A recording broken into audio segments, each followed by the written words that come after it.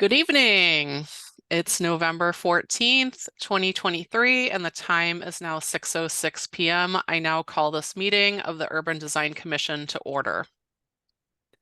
Pursuant to Chapter 2 of the Acts of 2023, this meeting of the Urban Design Commission is conducted via remote participation. We will make recordings available upon request as soon as possible after the meeting. My name is Courtney Kirk.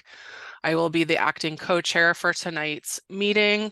In the background, I'm joined from Planning, Preservation, and Zoning, Emily Hutchings, Madison Anthony, and Andrew Graminsky. I'll start the meeting with a roll call of the commission members present. Frank Valdez. Present.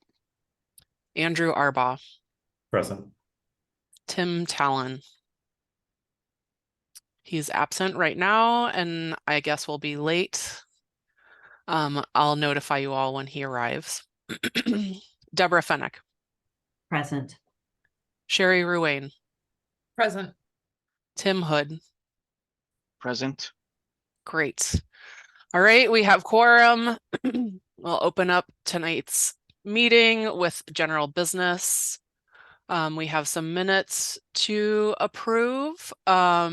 The first one is the approval of September 26th, 2023 minutes.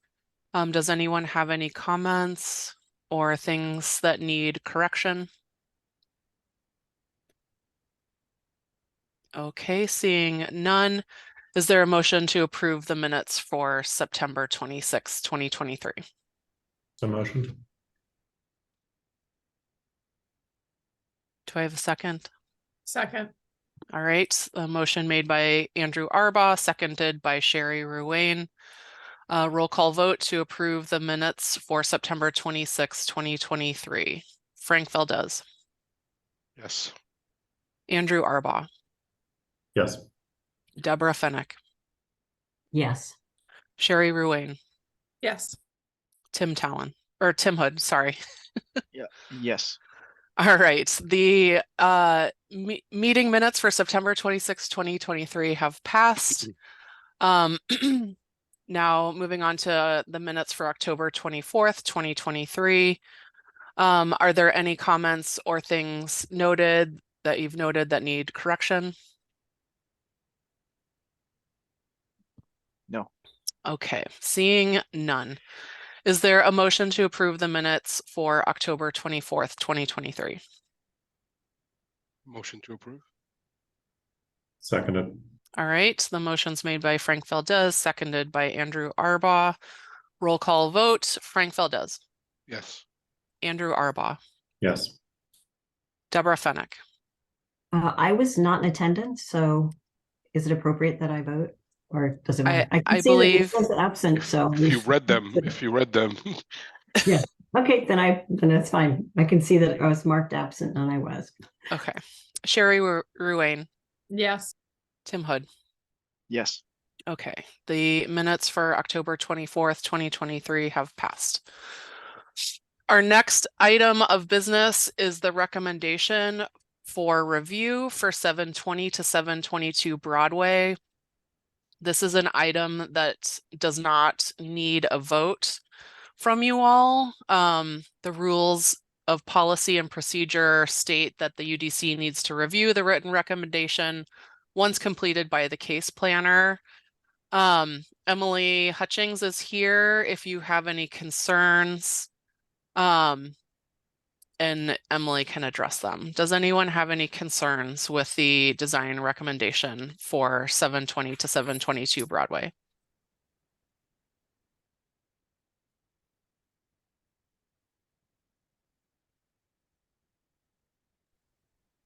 Okay, I am seeing lots of shaking heads. So I'm going to take that as that there are no additional concerns. And if Emily, I don't know if you're comfortable with if Tim Talon has any comments that you can follow up with him offline. Through you, Madam Co-Chair, I did receive some written comments from Tim Talon, and I am following up to determine whether any revisions need to be made based on those comments. We do a very careful job to write these recommendations based on what is stated in the motions.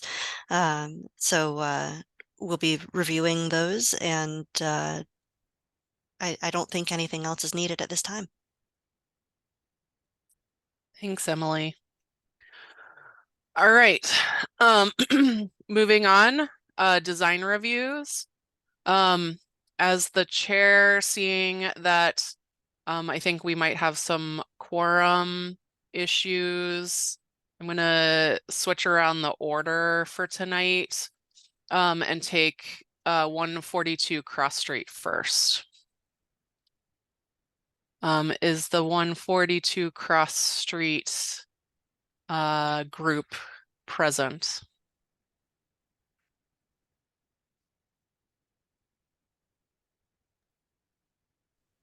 I'm seeing a couple people raise their hands. I know we also have Andrew Graminsky online, who's the case planner for this case. Andrew, can you tell me who I should be promoting to a panelist? Yes. Hey, everyone. You can promote Evan and Alessandro. Thank you. All right, I have just promoted both of them. I see they've both raised their hands, so they should be able to rejoin as panelists. Deborah, question? Yes, so I was not in attendance for the first two, but I have reviewed the videos. I think that means I can't vote. Is that true? But I can comment. Madam Co-Chair, through you, that is correct. Member Ms. Fennick, so you're welcome to participate in the discussions, but because more than one meeting was missed, you just can't vote on the matter. Got it. Okay, thank you. Okay, all set to go. Yes, please proceed, Evan. It says host disabled participant screen sharing. Whoop, sorry, 1 second. No worries. We're still getting used to the Zoom thing since we were all on GoTo before, so That's fine. thanks for bearing with us. We actually would just like you to describe it orally and we'll comment. I'll just make shapes with my. Yes, if you could. My dog's gonna join me. Oh, Doc. Oh, Aw. perfect. See? It's already going well. Oh, immediate yes, right? All right, you should be able to share your screen now. Let me know if you have There we trouble. go. Yep, can everybody see that? Yes. Yeah. Good to go. Okay, so there's been a lot of back and forth since the last time we saw you. One of the major items was the location of the curb cut. We did go to the planning department, and at one point we actually redesigned it to remove the parking. But there are no issues with the location of the curb cut, so we redesigned it back to where we are now. So what I'm going to be presenting to you tonight is the original scheme. As per our previous discussions, 3 units, 3 stories, 2 parking spaces. So just to refamiliarize you guys with the site, I know it's been a while. We're looking at the structure, the lot on the corner of Cross Street and Alston Street. We're proposing a structure that occupies a majority of the lot with a curb cut off of Cross Street with 2 parking spaces. The top elevation here, if my computer loads, is the primary front facade. This is the Cross Street elevation. So we're proposing a cast stone water table at where the building meets the ground, a more hardy surface for snow shovels and salt. The first floor that wraps the corner to Alston Street is a cementitious cladding with reglets, and then the upper 2 stories are cementitious clapboards. The portion of the building to the left is clad with the cast stone water table where the building meets the ground. and then large exposure cementitious cladding on the upper stories. And that's broken up vertically by the windows and by the smaller exposure cementitious siding. This bottom elevation here is the Alston Street elevation, the secondary front. The portion of the building on this facade is just this sliver right here that I'm outlining with my cursor. Again, where the building meets the ground, we're clad with cast stone water table, cementitious cladding with reglets on the first floor, and then cementitious siding on the upper, the second and third floors. Ernie? So these two facades, this upper elevation here is the right side elevation from Alston Street. Cementitious cladding on the ground floor, then the siding on the second and third floors. And then this bottom elevation here is the left side elevation from Cross Street, cladding it with cementitious siding. And then these are just the proposed 3D perspectives. I'll just highlight this top left perspective here. We're kind of giving the appearance of two massings, broken up about 2/3 the way through along Cross Street. And then these are the proposed landscape plans. I'm sorry, our landscape architect is not in attendance tonight. I'll just run through this quickly. It's what you saw the last presentation. But there's a new street tree on Cross Street. We're filling the area away with ground covering. And then we have a ground covering and a small tree at the rear of the site. And then this is the same plan, just showing the planting materials. This is the plan showing the curbing materials and the paving materials along Cross Street. And then this is the proposed landscape roof plan. We're doing a 2x2 green grid with a 6-inch sedum tray to get that green score. And as you can see here, we have a green score of 2.261. And I know that was a little short and sweet, but that's all I have for you today. If you want to open it up to comments or questions. Thanks, Evan. My pleasure. Commissioners, just as a reminder, this is an MR3 general building, and the last time that we were with this group, you voted on the facade. So tonight we just need to vote on design guidelines and any additional design guidance. Does anyone have any follow-up questions?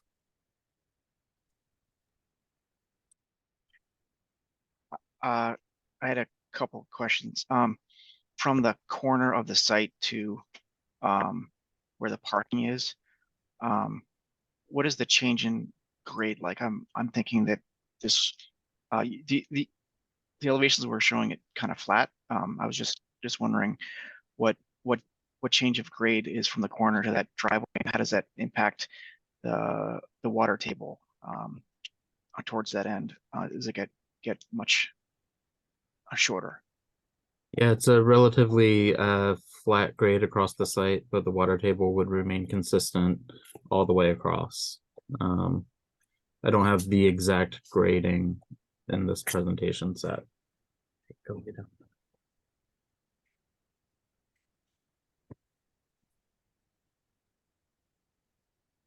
Any other questions?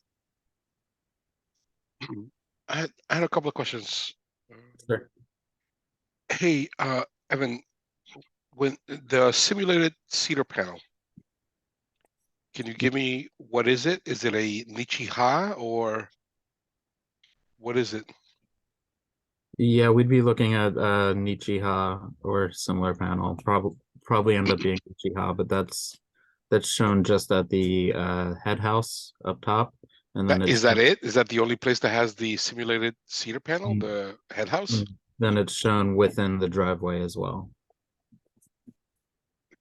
So can you confirm, I would like just a confirmation that it is a Nichiha product for the simulated, I mean, or whatever product you're specifying that it is known. There is no real wood on this, right? There's no That's correct. Okay. I can confirm it as Nichiha. Okay, and then when you say cementitious siding, I'm assuming that you're meaning hardy, Yes, and for the cementitious siding brown, I'm assuming hardy. yep, Okay, and for the cladding with reglets, am I assuming hardy as well? yes, sir. Okay. And my next question gonna be, what is the particular reason that you have a head house? Why do you have a stair going all the way to the roof? I do have the floor plans. So it's for the third floor unit shown here on the top right. Sorry, it's taking a minute to load. So that unit, it enters here. They have their living and dining space, and then they have a stair up to their outdoor amenity space on the roof. So So okay. So the third floor has access to the roof, just the third floor. It's just a just the third floor. small. Correct. Can I see that again? The roof plan with the landscaping that you showed? Yep. It's very tiny. I know. And in this roof plan that we're showing all of this green space, where are the mechanical components of it? Do we have like an area where you're placing the mechanical components that are going to be heating and cooling the units? Are they going on the roof as well? Yeah, they would be going on the roof. I need to have the landscape architect add that into their plan. So you would need to modify this to reflect the fact that you would have these areas in the roof, which would reduce your green area by some component by showing them, right? Yes. And access to them, and they would have to, the way that they would have access, so the way that somebody would have access to it would technically be through the third floor unit, or Yes. okay. So I would just suggest that you would show what this roof plan in actuality is, because it's not obviously this. You will Yep. have that, and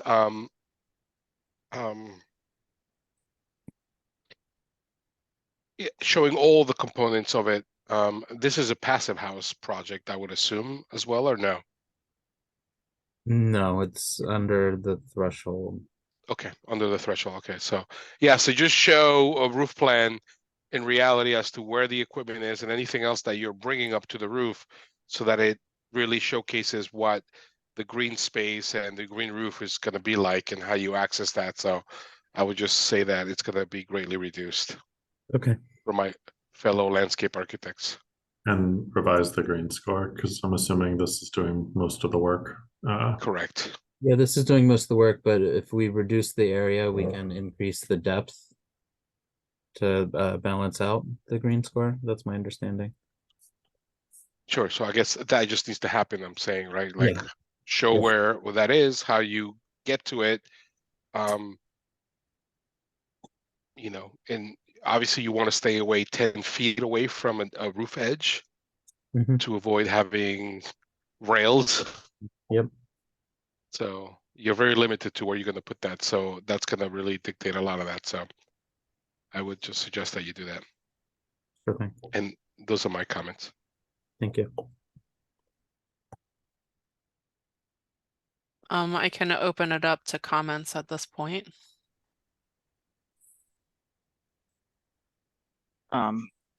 The tree that we're seeing there in the sidewalk, that is proposed new as this part of this submission. I'm just I'm seeing a fire hydrant in a similar location, just in like a quick Google Earth. So I just wanted to confirm that there was enough room for that tree and underground utilities. Yeah, they're showing the existing fire hydrant right here, and the tree is right here. So the circle here is the existing fire hydrant.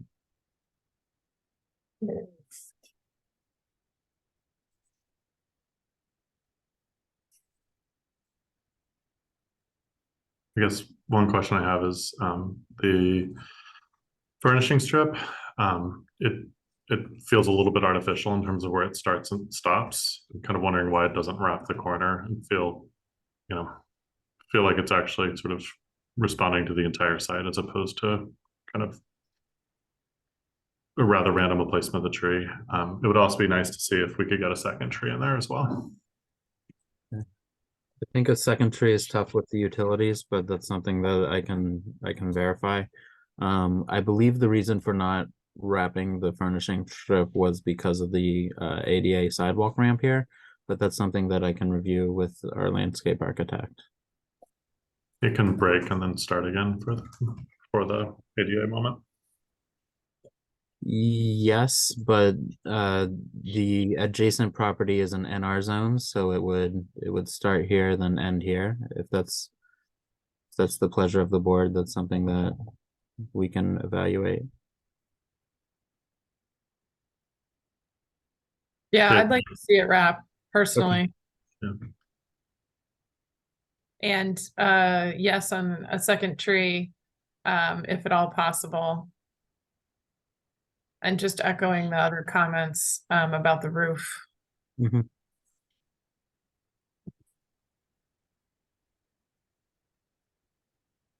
Other than that, no comments on the landscape for me.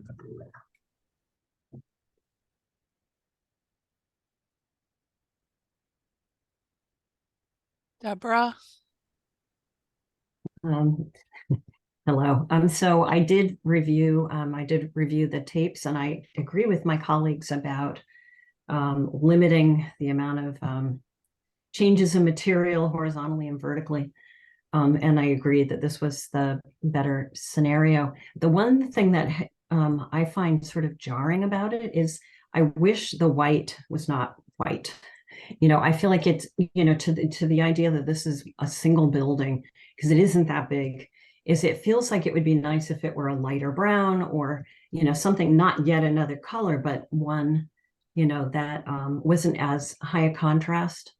And I know there's some white in the neighborhood. I remember, I think it was presented that, there were the buildings in the area, and some of them do have a lot of white, but I just think it's too small a building to have something that is, that different color wise. I think it would hold together better. And that big white wall on, it's not Cross Street, but the back side. I think, again, it would feel more integrated if it were, another, I would say probably color brown. Now I know Hardy doesn't come in a million colors. And so maybe that's talking about a custom that's related, or another, another color, with a light and a dark value to it. So anyway, that's my comment on this.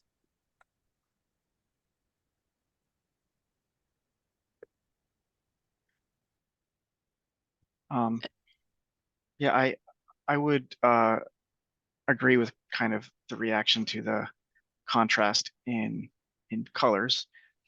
If there is a way to make the white a little bit more subdued, and it doesn't have to, be as stark of a contrast. I would agree with that. I just wanted to comment on the water table again. Just from looking at the site images from Google, there does look to be just a little bit of a grade change. Just counting bricks, it looks to be like 8 inches or more. So I would just be mindful of the pinch point and how that affects the reading there. Don't want to get too tall at the low point. You don't want to get too short at the high point. It's just not it's not reflected in the drawings, and I think it should be reviewed a little more, and maybe that there might be a step at where it changes at the white. Okay.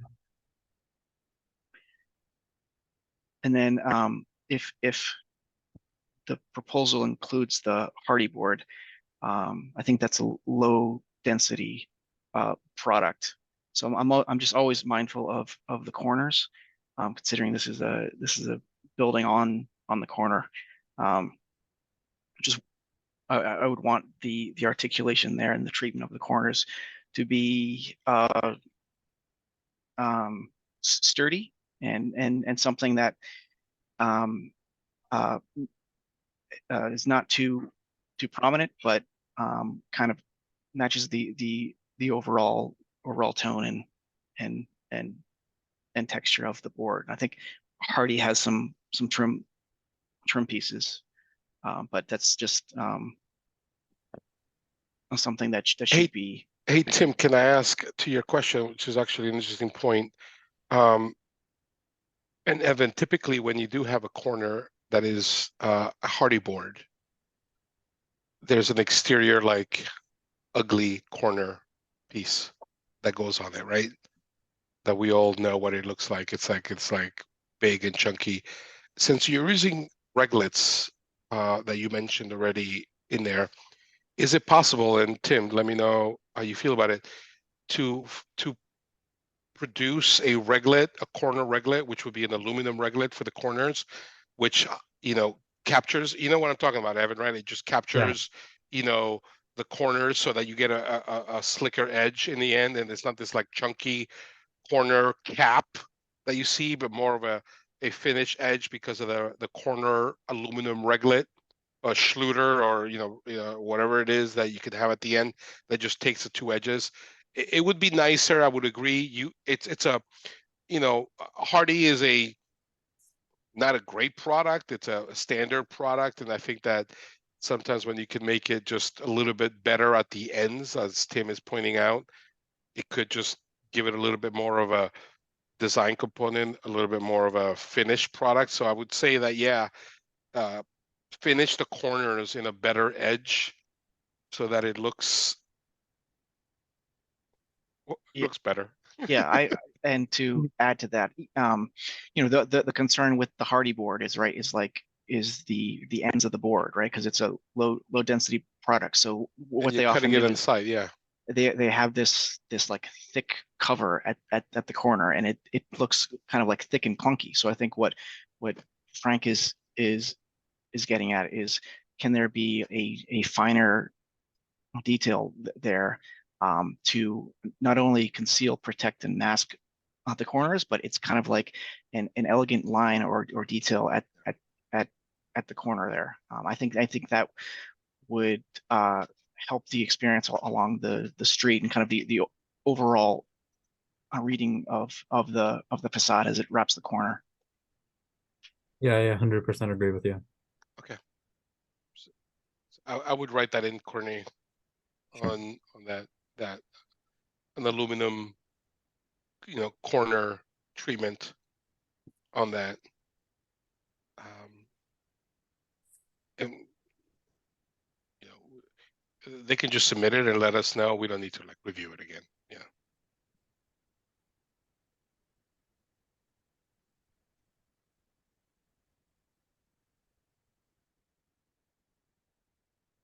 Anything else? I guess a question. If you look at the image on the screen to the right, it seems to be showing an area well. Yep. I forget, is that access egress access to area in the basement, or is that just for plantings? It's egress for a basement bedroom. Okay, so the only thing that's missing would be are any guardrails or railings required here? Or? Yes, there would be a guardrail around the perimeter of that. Okay. What were your thoughts on that design? A typical aluminum railing. Like a picket style? Yes. Okay. What would you like to see, Tim? Yeah. Let's make sure that we specify that so that it's not wood or whatever is it that you don't want. Well, I don't, I'd rather react to something and not necessarily play designer, but I would say it doesn't necessarily need to be a solid panel, but it can be open like a picket style, but maybe if there's a little bit of design element to it, a little bit of decoration to it, and maybe it's not so run of the mill, and maybe there's like a tiny pattern to it, or a small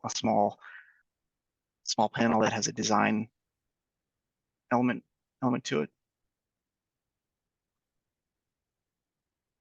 Okay. Keeping in mind that this is a landscape area, so you need light. Yeah.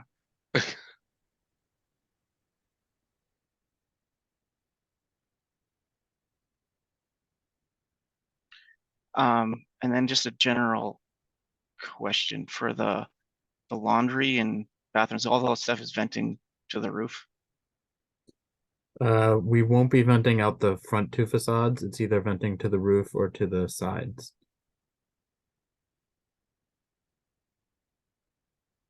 So not this, not the Alston Street facing facade, and not the Cross Street facing facade.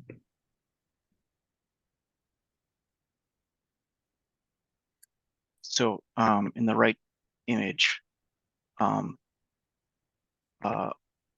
the kind of rampant airway we're just talking about, there might be like a wall exhaust for bathrooms and dryers and stuff.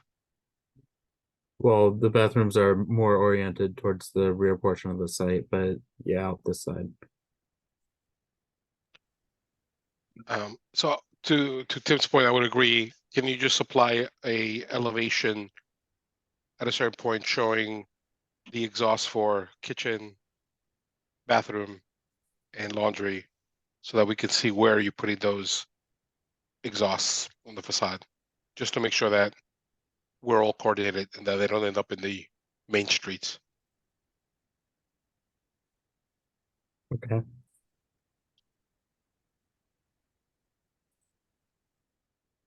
Madam Chair, this is Emily Hutchings. Through you, I can make a note on that. Yes, it seems like there are a couple of items for submission later, but not necessarily to be voted on. So the elevation with the vents and also the aluminum corner treatment, the product. Yes, and through you, Madam Chair, I did want to just note that it is a standard condition applied to all new buildings that require site plan approval, that the vents are not placed on main facades. So if that helps get us to a recommendation this evening, I just wanted to note that.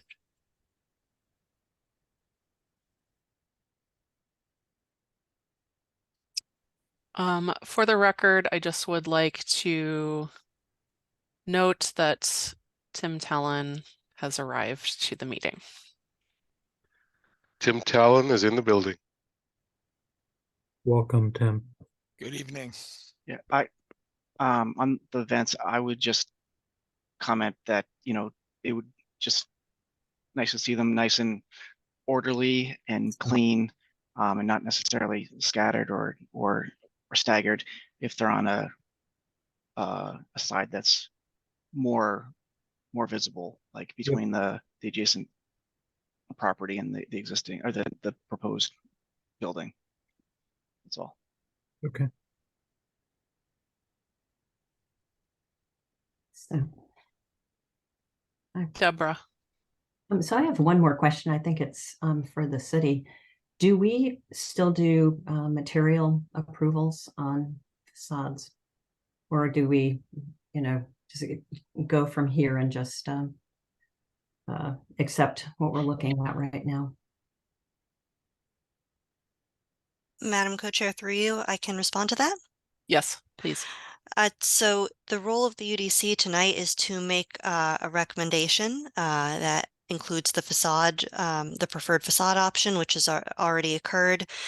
Includes a vote on whether the proposed building meets the design guidelines for the zoning district, and it includes additional design guidance.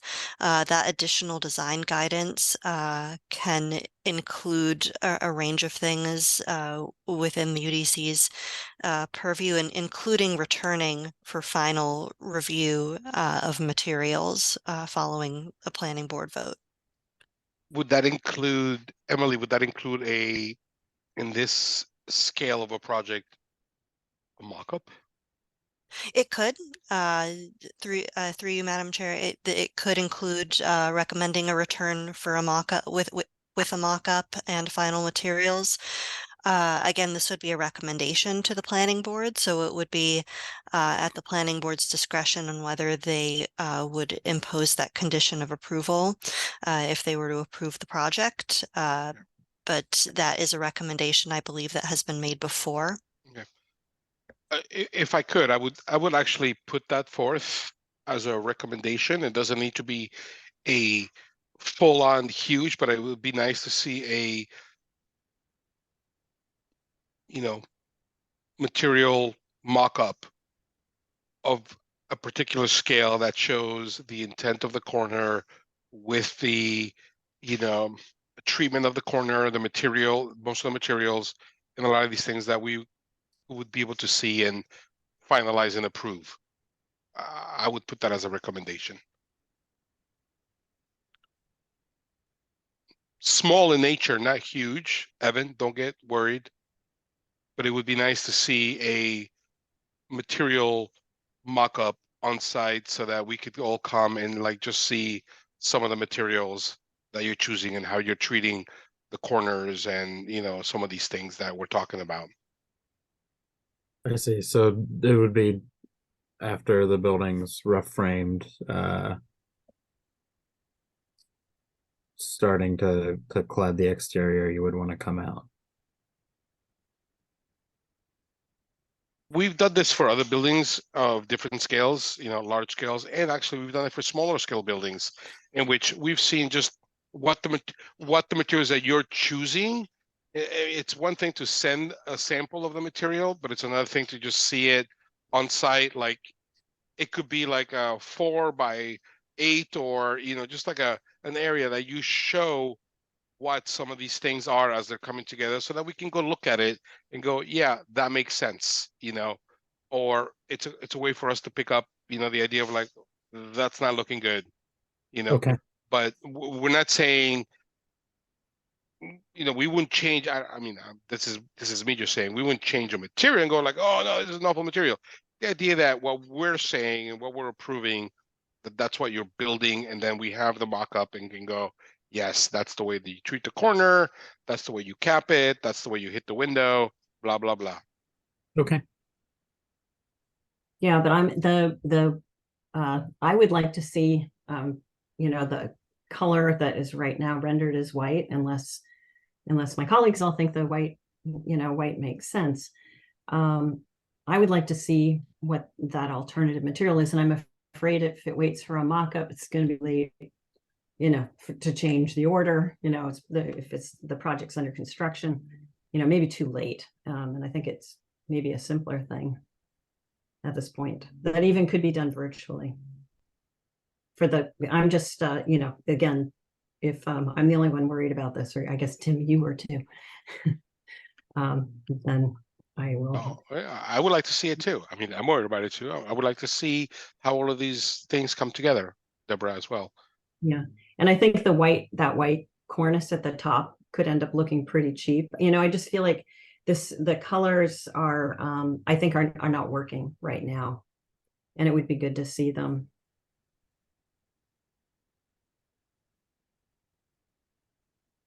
So can I make a suggestion? There was a project that this commission reviewed, residential building at Lake and Hawkins Street. where I think it was last year, they came back to the commission and brought the material palette. So once they had advanced design far enough to have materials, they had specific material selections that we reviewed virtually. Perhaps that's the best way to approach this without needing a full scale mock-up for a building of this scale. And I think as part of this, we didn't review this at the Lake and Hawkins, but I think just seeing some of the key details, intersection of materials, and one I brought up last time, which was how the building meets the ground. Seeing those details before the project gets a building permit would be great. Sure, I agree with that.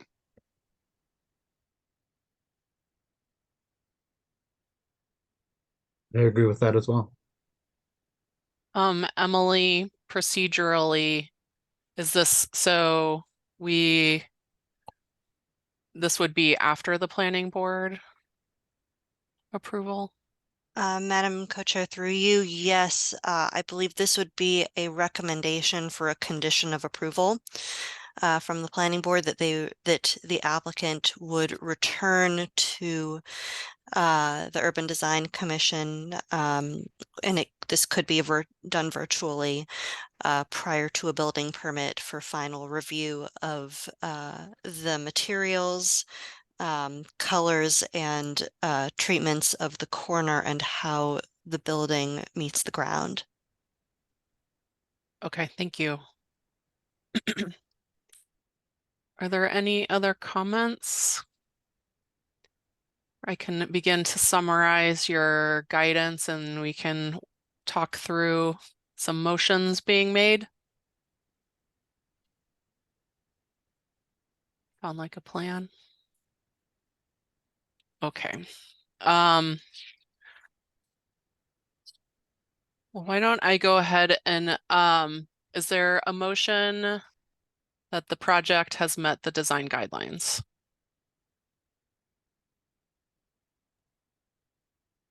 So motioned. Second, All right, the motion has been made by Andrew Arbaugh, seconded by Frank Valdez, that 142 Cross Street has met the design guidelines for MR3. Roll call vote, Frank Valdez, yes. Andrew Arbaugh, Yes. Tim Talon. I'll abstain since I wasn't here for the presentation or initial discussion. Okay, and Deborah Fennick is also abstaining. Sherry Ruane, Yes. Tim Hood. Yes.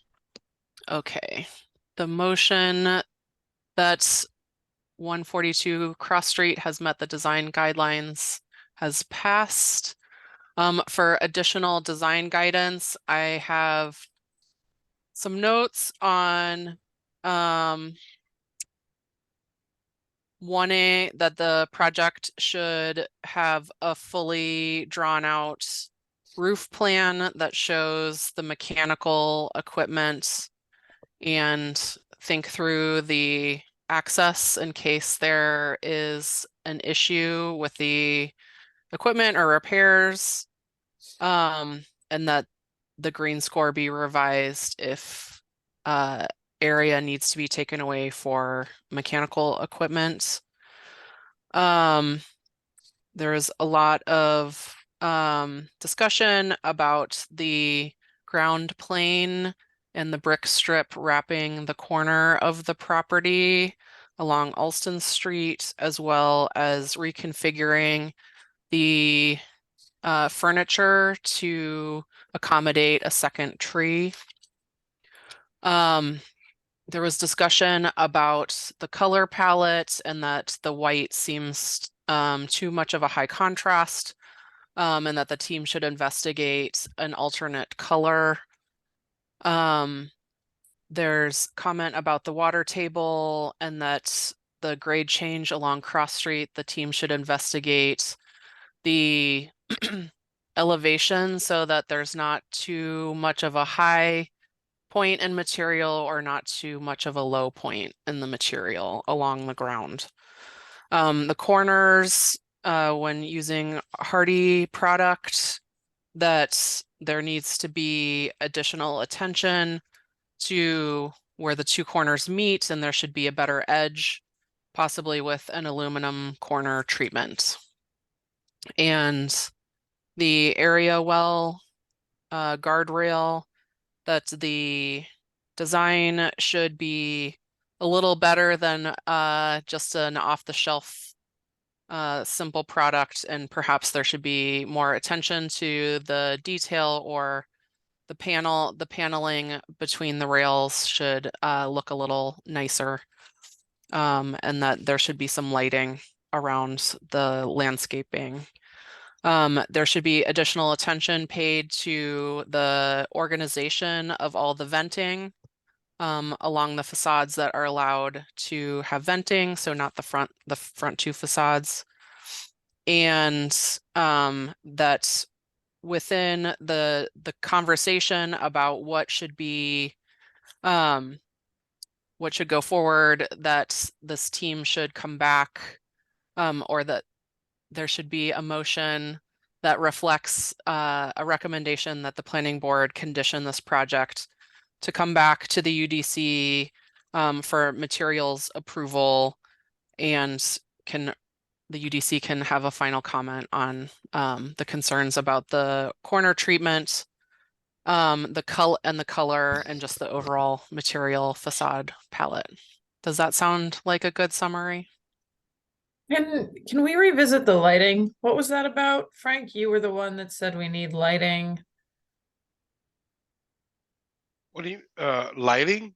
I thought you said when Tim was asking about the railing at the egress, the lower level bedroom egress, you said No, I something. was saying that's the landscape area, right? That's where in that little area, there's some landscaping.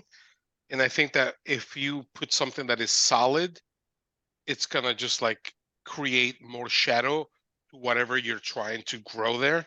So I'm saying be Oh, conscious so of, you're talking about sunlight. So I'm talking about the idea that if this is part of your landscaping and your green score, make sure that you don't create a box that just kills everything that's in there that you're trying to do, and that it's open to the sun. That's what I was trying to say, Sherry. Got it. Okay. Okay. Because I was like, I don't remember lighting. All right. okay, so we can disregard lighting. I was interpreting it as not sunlight. No. Yeah, that's how I heard it originally, and I was like, I missed something. So the if there's a panel detail on the guardrail, it should not be fully opaque, and that there should be sunlight to be able to pass through the material. Yes. All right. Okay, does that all sound good? Sounds awesome. Yes. Okay. Good job, great. Courtney. Look, man, I try for you all. Dude, that's awesome. Made us sound really smart. All right, Really? do I have a motion for this project to incorporate the design guidelines that I just summarized? So moved. Nice Second. try. All right, motion moved by Sherry Ruane, seconded by Frank Valdez. Roll call vote. Frank Valdez. Yes. Andrew Arbaugh. Yes. Tim Talon. Abstain. Deborah Fennick. Abstain. Sherry Ruane. Yes. Tim Hood. Yes. All right, that concludes all the votes necessary for 142 Cross Street. Thank you for coming tonight, Evan. Thank you. Thank you, Evan.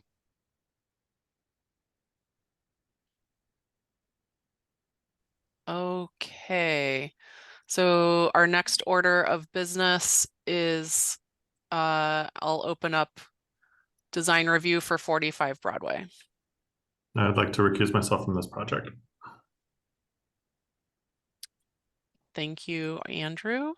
Can the 45 Broadway team please identify yourself so we can elevate you? Madam Co-Chair, this is Emily Hutchings. I see Ben Rogan has raised his hand, so he is being promoted, and he can provide information on who else from his team needs to be promoted. Good evening. Thank you, everyone, for meeting tonight. I'm Ben Rogan, representing Highland Development in the 45 Broadway project. Part of our team is also here tonight. Icon Architecture, represented by Matt Murata. Copley Wolf, our landscape architect, is here, represented by Allison Desbonnet. And GM2, our civil engineer, is available also for discussion, Steve Sawyer.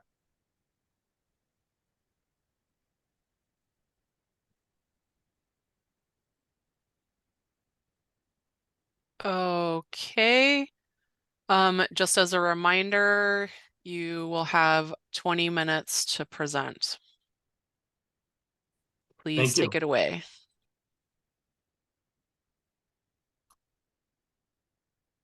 Can everyone see the screen? Yes. Great. So Ben already gave the introductions of the team. We have two properties that we're going to be presenting to you all back to back. It's split between 45 Broadway and 51 Broadway. We're currently in the previous existing site of the Broadway Break repair shop and garage. We're within the MR6 district, allowing 6 stories and 80 feet of building height, surrounded by a residential neighborhood and a nice little highway. A 6-story building with approximately 49 units is what we're proposing, with a range of unit types from studios to 3 bedrooms. We were also proposing some ground floor improvements to the public streetscape and some retail as well. We have gone through our initial zoning review, and we are currently conforming with all the MR6 zone district requirements, and we'll continue to update this table as the project moves forward, and this will be as one portion of our submission as well during every submission. Just for some context, obviously the site is located right adjacent to the Northern Expressway and Broadway. You may all be familiar with the previous project that Highland has proposed across the street, 44 Broadway, which will be hopefully breaking ground shortly. But the highlighted area is the one half of the site, and the other, you can see the Broadway Break building here on the left side. That's the other second part of the site. So for now, we're concentrating on the, and I'm going to pass this off to Allison to talk a little bit about landscape and the surrounding context. Thanks, Matt. So as shown on the previous slide, the project sits at a heavily trafficked corner. The northern side of the site is flanked by existing vegetation buffer and the I-93 off-ramp that leads into a busy intersection. So from Lombardi Street turning onto Broadway, there's a pedestrian zone that's introduced. However, the vehicular traffic is still significantly high there. So next slide. Just zooming in a bit further, looking at some existing conditions, photos here. It's currently being used by a business that's frequently visited by large trucks. The vehicles enter and exit the property off of Broadway, and over time, the heavily uses have led to uneven sidewalks, degraded planting strips, and a significant level of kind of deposited pollution along the public realm. Just looking at the existing street trees, this is a plan from Mass DOT. They planted the trees in 2014. There's one on this site, and it's not in great shape at the moment. Again, just from that heavy truck use, it's gotten some damage. And just looking at some photos of that tree and adjacent trees along Broadway in the public right-of-way. This is an existing Japanese pagoda tree. Again, it was planted about 10 years ago and is in very poor health. So that just walks through the kind of existing landscape, and I'll pass it back to Matt to walk through the architectural design. Thanks, Allison. So as part of 45 Broadway, we are proposing around 4,800 square feet of retail at the corner at the intersection of Broadway and Lombardi. We also have a small lobby associated with the bike storage and MEP at grade. Well, we'll get into this in the next building. There is underground parking across both buildings. We'll show that later. Moving up through the building, we stack pretty regularly until we hit the 5th and 6th floors, where we have to set back based on the zoning. We'll have some outdoor terraces and amenity spaces associated with those portions of the building. Some present imagery. Obviously, we love Somerville and its eclectic nature. There's always a lot of great masonry. We like to pick up on some of the texture of the masonry. Regular rhythms of bays, elements. I'm always a big fan of, looking at base, middle, and tops for these multifamily buildings of this scale. I'm also looking at opportunities to break up the scale with different materials and elevation material setbacks. So we're going to be presenting 3 options for each site. This is going to run through the first set of options. Option 1 really was more of an industrial looking building. The wedge on the corner here kind of relates to both angles of the street and off ramp, as well as the extended sidewalk that we're trying to provide for some of the retail frontage there. I'm going to play with some colors and materials. Obviously, we're looking at some brick at the base of the building and the main body, maybe some metal panel shingle, scallop possibly along this outward bay, and then proposing just some simple hardy clapboard siding at the top of the building. Looking at it in perspective, you can see the wedge volume coming out at the corner, anchoring the building, giving us a little bit of a marker for the building in this intersection. And again, looking back, it is very much a very kind of simple, clean, industrial look on the main facade. Looking down Broadway from the other direction. And now coming around a view from 93, where we are proposing to wrap all those materials around the building in the same elevations. Option 2 was a little simpler, but still trying to maintain that urban and industrial feel on the building. Again, utilizing brick and increasing the amount of metal shingles on the building to encapsulate the top 2 floors here. The perspective looking from Broadway, wrapping the whole corner element in one simple material to really emphasize its volume and mass. I think this kind of emphasis really does put a little emphasis on the corner. And again, looking down back towards building from the opposite direction. And same as before, we're proposing to wrap the materials around the entire building. The third option is getting into some of the more of that rich texture in the masonry, and also playing around with the color and fun funkiness at that wedge shape, which I think can be a little bit different. And again, maintaining the 2 stories of fiber cement lap siding, levels 5 and 6. Looking from the corner, you can see this does have a nice play to it. The textures between the windows, the bouncing of the windows on the bay, we're kind of juxtaposing a very simple elevation on the body of the building with some fun textures between, and then this playful element on the corner with the wedge. Looking back from Broadway again, and again, continuing around the building, continuing the materials around.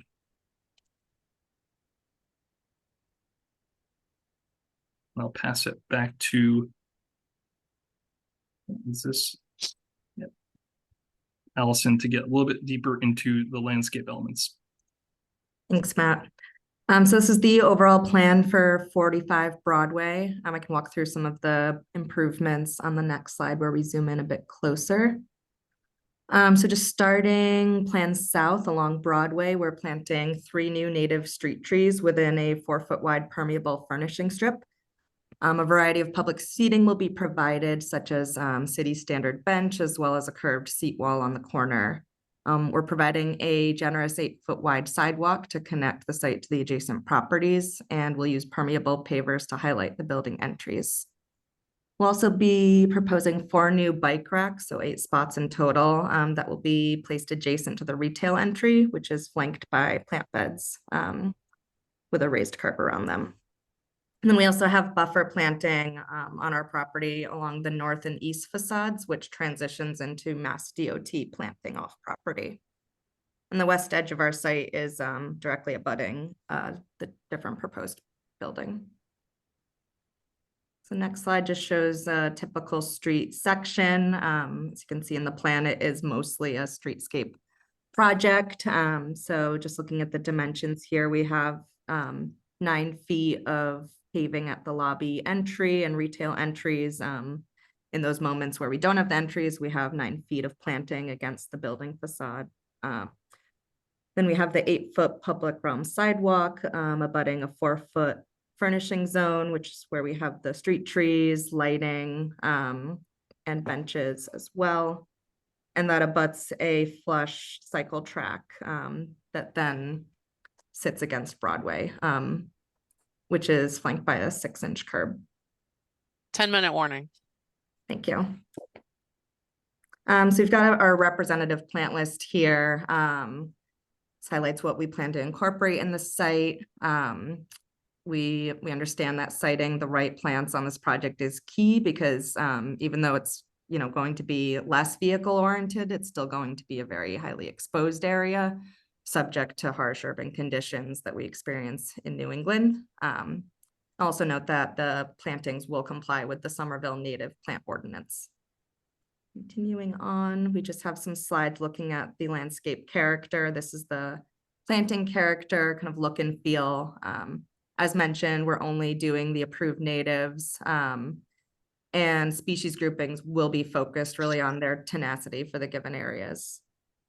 Going on to the next slide, we have the landscape materials. So again, with this being a mostly streetscape design, will be compliant with the Somerville city standards and kind of representative of the local colors, et cetera, and palette that's being used. And the other features will work to kind of further blend the building and site character together.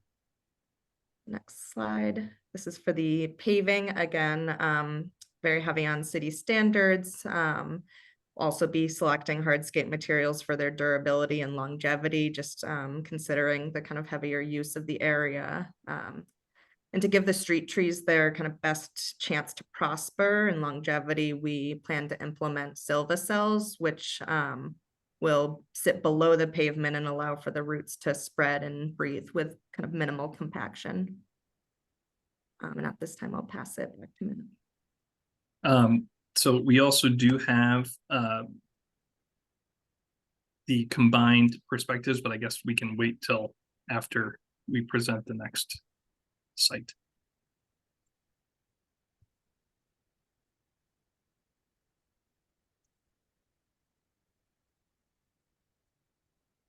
Commissioners, So- I know in the past we have Yes. let teams with 2 building cases present one after another. How do you all feel? I would be in favor of that approach. I agree. I agree. Yes, agree. Want us to roll right into the second presentation, and after that, we can kind of show both the perspectives up at the same time, so you guys can view That would be Yes. all 3 Yes. options together. Please take the next 20 minutes to present 51 Broadway, and then we'll have to go back property by property to go through questions, comments, and votes. It's fine by me.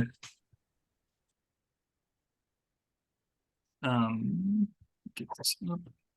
So again, it's the same team. We're presenting on 51 Broadway on this side. Again, also located at the site of the Broadway break in R6 district. All the same things that we talked about before. Again, we'll be continuing on, and we are meeting all the zoning requirements for the district. Site context plan, the square outlined is now the piece of the property that we're discussing, adjacent to kind of that storage area they have there on Broadway Breaks. Matt, sorry to interrupt, but I'm still Yep. seeing the landscape paving slide from the previous project. I'm not sure about anybody else. Let's try that again. Probably because I was specifically sharing the wrong screen, even though I had this one up and I was flying through it. Apologies. So again, here is outlined in yellow. Here is the portion of the site that we're discussing at this point. You can see the previous 45 Broadway was where they have their storage here. And I will pass it back to Allison to run through a couple of quick context things, but should be relatively similar to what you guys heard before. It's a bit redundant, apologies for that. So just this site slightly different. The northern edge of the existing site is flanked by existing vegetated buffer, as well as the I-93 off-ramp. There is an additional portion of the building to the east of our site, with Broadway running along the southern edge, and the existing neighborhood residences are just to the west of the property line. So currently, the site's used by Broadway Break, which is frequently visited by large trucks. The vehicles are entering and exiting the property on Broadway, and over time, the uses have created undesirable street conditions. For existing street trees on this property, there are 3 along Broadway in the public right-of-way. There were originally 5 at the time of planting, which was back in 2014. However, 2 have been lost since then. The remaining 3 trees are in significantly poor health. And just showing some imagery of those trees and kind of the detail of kind of what they've been through. They've been planted again for about 10 years and have experienced numerous vehicular damages that pose a threat to their survival over time. And I'll pass it back to Matt and then later walk through the landscape improvements. Thanks, Allison. I mentioned before that we are proposing underground parking here. So at 51, we will have this one singular curb cut for the project at the end of the building, integrating a drop-off zone for the building as well. Associated with the street front is again some lobby space and retail, keeping the minimum 30-foot depth per the zoning code. Some MEP and bike space also allocated at grade. Moving up through the building is same as 45. We're stacking 1 studios through 3-bedroom units, setting back at the 5th and 6th floors, allowing us for some amenity, terrace, and balcony space. Presence for this side, a little bit cleaner, maybe a little bit more contemporary. Again, looking at utilizing brick, hardy, metal panel, some rich tones and fun textures. Option 1 is a kind of, it's really weird to be presenting like this, but it's in the kind of, it's meant to be a little bit more subdued than our option 1 for 45, much simpler. Again, utilizing the center bar here, utilizing that to break this kind of long elevation into 3 separate ones when you include 45 Broadway. You can see in the entry where we have our access drive, we are proposing to for a mural on the back wall for public interest and art installation. And again, moving up through the building, looking at utilizing a mixture of masonry on this one at the base. If you're moving through the images, we're not seeing it, by the way. Nope, I'm just talking over the. Okay. Yeah, thank you for asking, Frank. Appreciate that. Mixture of materials that we have talked about before: fiber cement siding and metal panel. The middle elevation is slightly recessed to help emphasize that break in the 2 buildings as well. Perspective looking from corner of Broadway. You know, again, much simpler to help emphasize the little bit more fine-grained texture and colors on what we are proposing for 45 Broadway. Perspective looking the opposite way. Here you can see our little porte cochere drop-off area under the building with a mural on the back wall. It's not necessarily representative of exactly what we're would do there, but just a representation of some artwork that we would like to include as part of the project.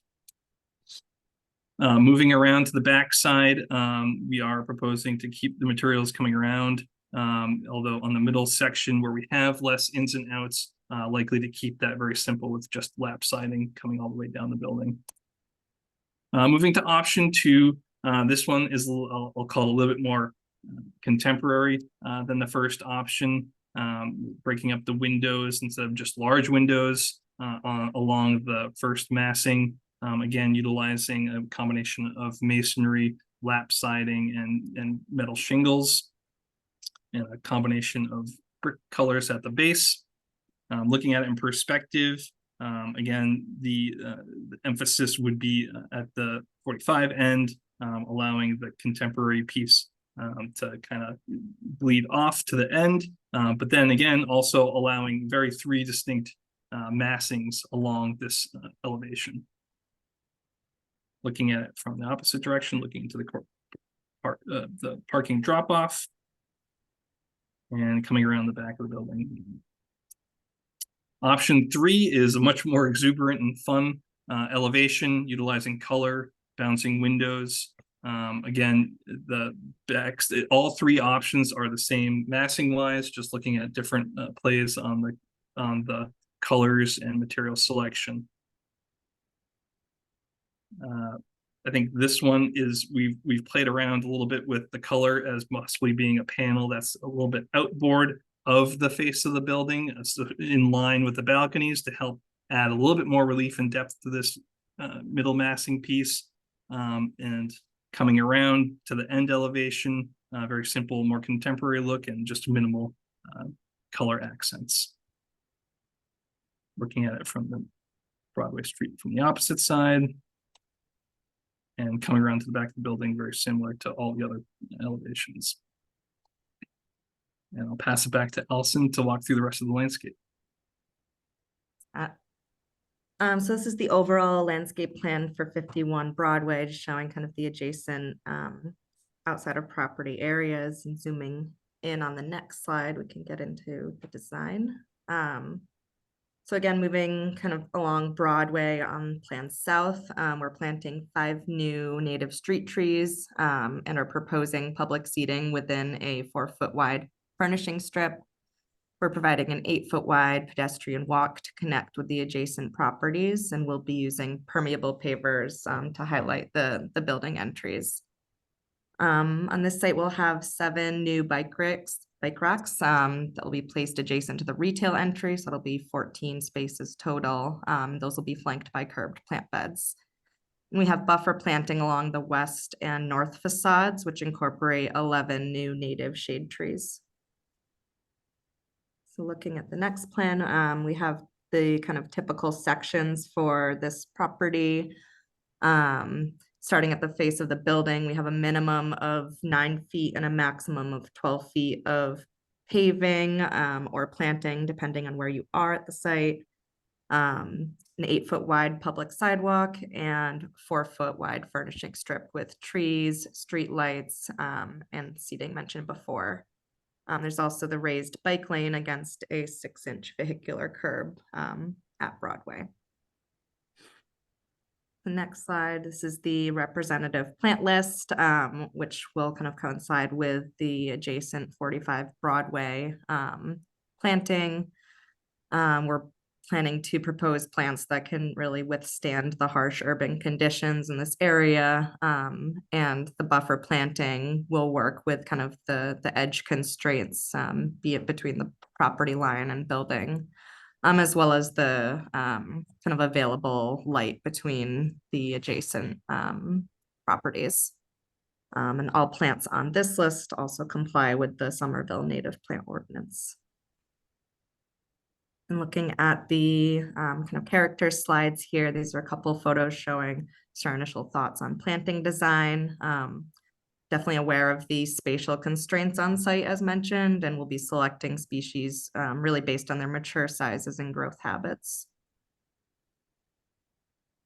Next slide is our landscape materials proposed for use on site. So All of the public realm amenities will match the Somerville City standards, while the other features will work to further blend the site and neighborhood character together. And as Matt mentioned, we're also kind of working together on a proposed location for a local artist mural, similar to the Megan O'Brien works that are nearby on site. And for the hardscape materials, we'll be building these for heavy use below the street trees, similar to at 45. We're planning to implement the Silva cells, which create that void space for the roots to kind of spread and breathe. And I'll pass it back. That concludes the presentation. If it pleases the board, we're happy to kind of I'm happy to run through the perspectives and elevations as a combined, so you guys can see the three different options all together. That would be great. Great. So actually, I'll start here at the ground floor because I think it's always helpful to start at a plan, kind of orienting everyone to both pieces, all pieces of the building. As we discussed at the bottom in red, you can see kind of the delineation of each property, 45 and 51. Again, at the corner, we are proposing a large retail of 4,800 square feet. Our first lobby is associated at the back side of that retail, more mid-block. The second building at 51 has around 2,800 square feet of retail, mid-block, and a lobby associated at the side of where we're entering in our porte cochere drop-off area that accesses a lower parking level.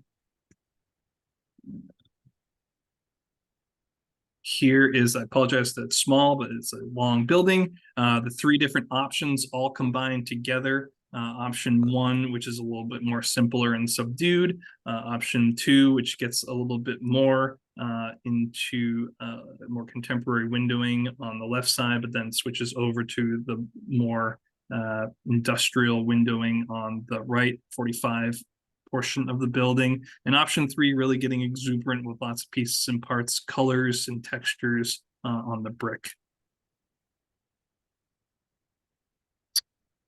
Option one, looking from Broadway. I'm sorry, I'm not going to go through all the different aspects every single time. If you guys don't mind, just quickly present the perspectives to y'all. But option one, again, with the small wedge shape off of the end of the building. Very simple elevation along 45 Broadway, allowing the exuberance of that corner element to really pop out. Continuing around the massing around the back. Option two, a little bit more of a traditional brick and metal panel look here. Again, allowing the inset at the middle to help break up the elevation on all these options, making it a dark color, really allowing it to contrast between the two ends of the building. Looking at it from the opposite direction. Coming around the back of the building from I-93. And finally, option three with a lot of textures and patterns and color. Again, on the middle part of the building, also playing a little bit more all around with some depth in this elevation, possibly extending some deeper projections and maybe some panels out that's kind of aligned with the same datum as the edge of the balconies. Looking back from Broadway again, and once again coming around the end, the back side of the building from I-93. And that concludes the presentation. Happy to run back through anything that you guys want to see.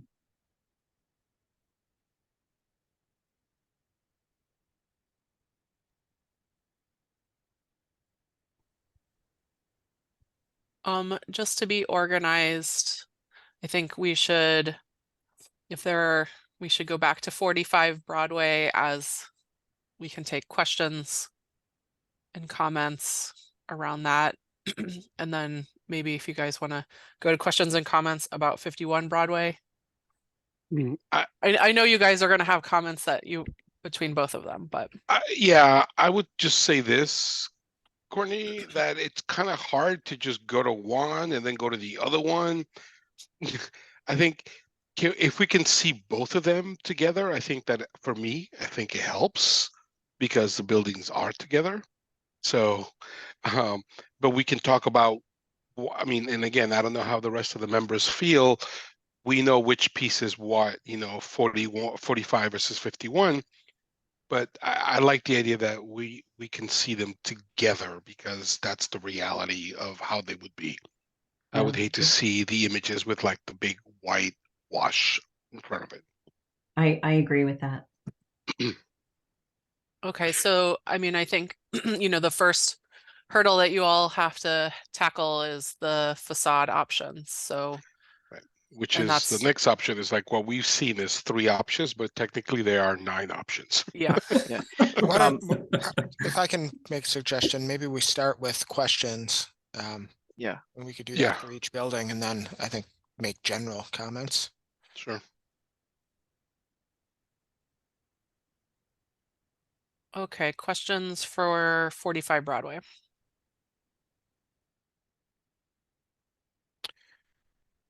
I have a question is about the sidewalk as it comes around the corner on Lombardi. Is that Lombardi Street that goes under the highway? Yep.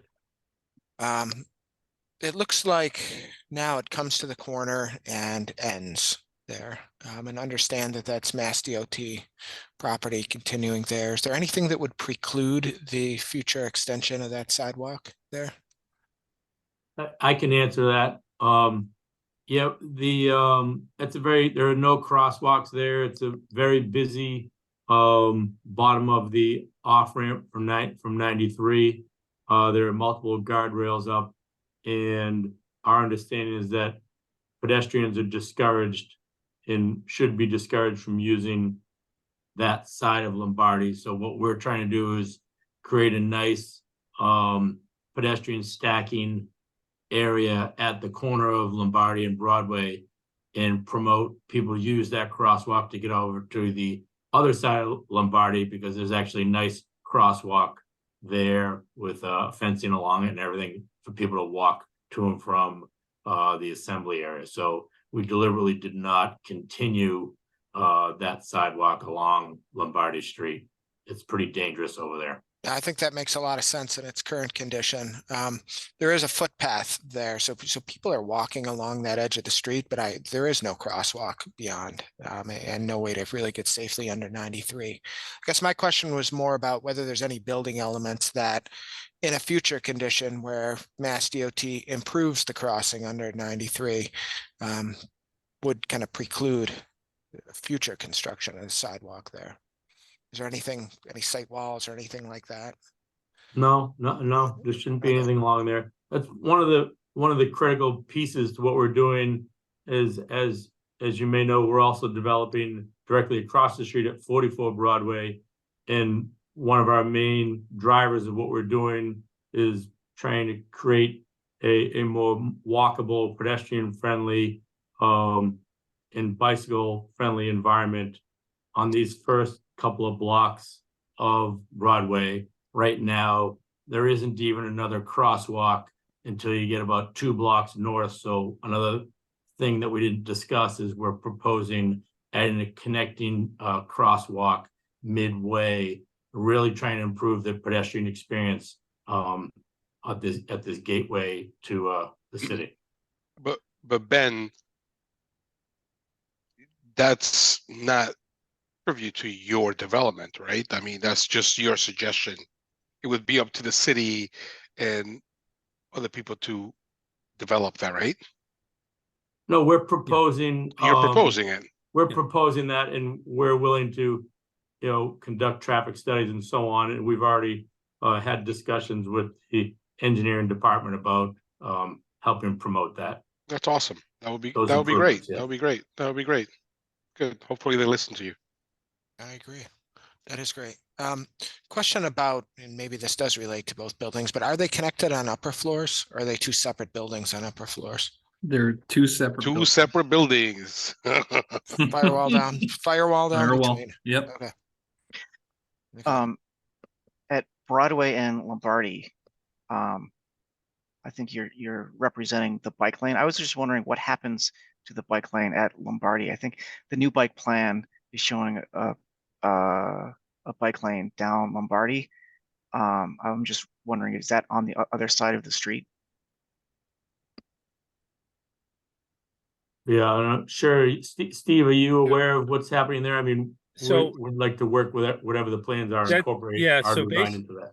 Yes, Steve Sorth, GM2. So basically at that point, I think the bike lane basically launches at that point on the other side of Lombardi. I believe there's a city parking lot over the roadway jogs somewhat, and there's a parking lot at that location. So this is basically the launching of the beginning of the bike lane for Broadway.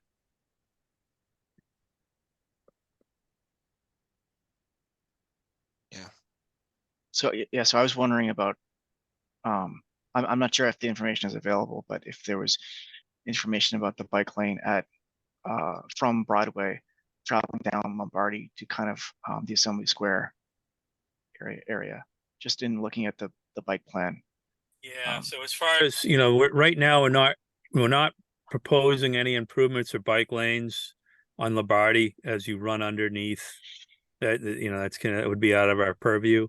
Yeah, it would make sense. It would be great to get bikes, by, a reasonable bike lane underneath 93 at that location. That's something I guess we could reach out to the mobility department about that, about some improvements, but at this time, we're not taking that on as far as the bike connectivity underneath Lombardi to the Assembly Row area. Hey, Go Matt, back to a ground. sorry. Sorry, go ahead, Frank. No, ground level. I wanted to go to ground level. Perfect. Sure.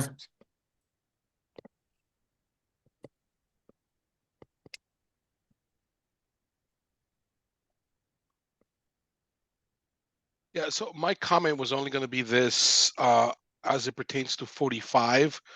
When you look at and I just wanted to make sure because your landscape plan does not correlate with this ground plan. When I'm exiting out of that staircase and I'm going to the back of the building, I'm obviously making a left turn to egress out, and I'm running to the left towards 51 and then south to Broadway if there's a fire or an egress. Is that correct of what the procedure would be from that staircase that is dumping into the back of the building? Because obviously you can't go through DOT land, right? Yeah, we've gone over a couple of options with this. One, having the stair exit directly out toward Lombardi. And Ben, correct me if I'm wrong, I thought that we were advised not to show the egress there. Correct. But Yeah, yeah, the plan is to egress out into an open area at the back of the building. You could either go north or south. Yeah. So Ben, what I'm saying is like, and Matt, what I'm saying is like, if there's not a correlation between the landscape, because some of the landscape shows trees back there.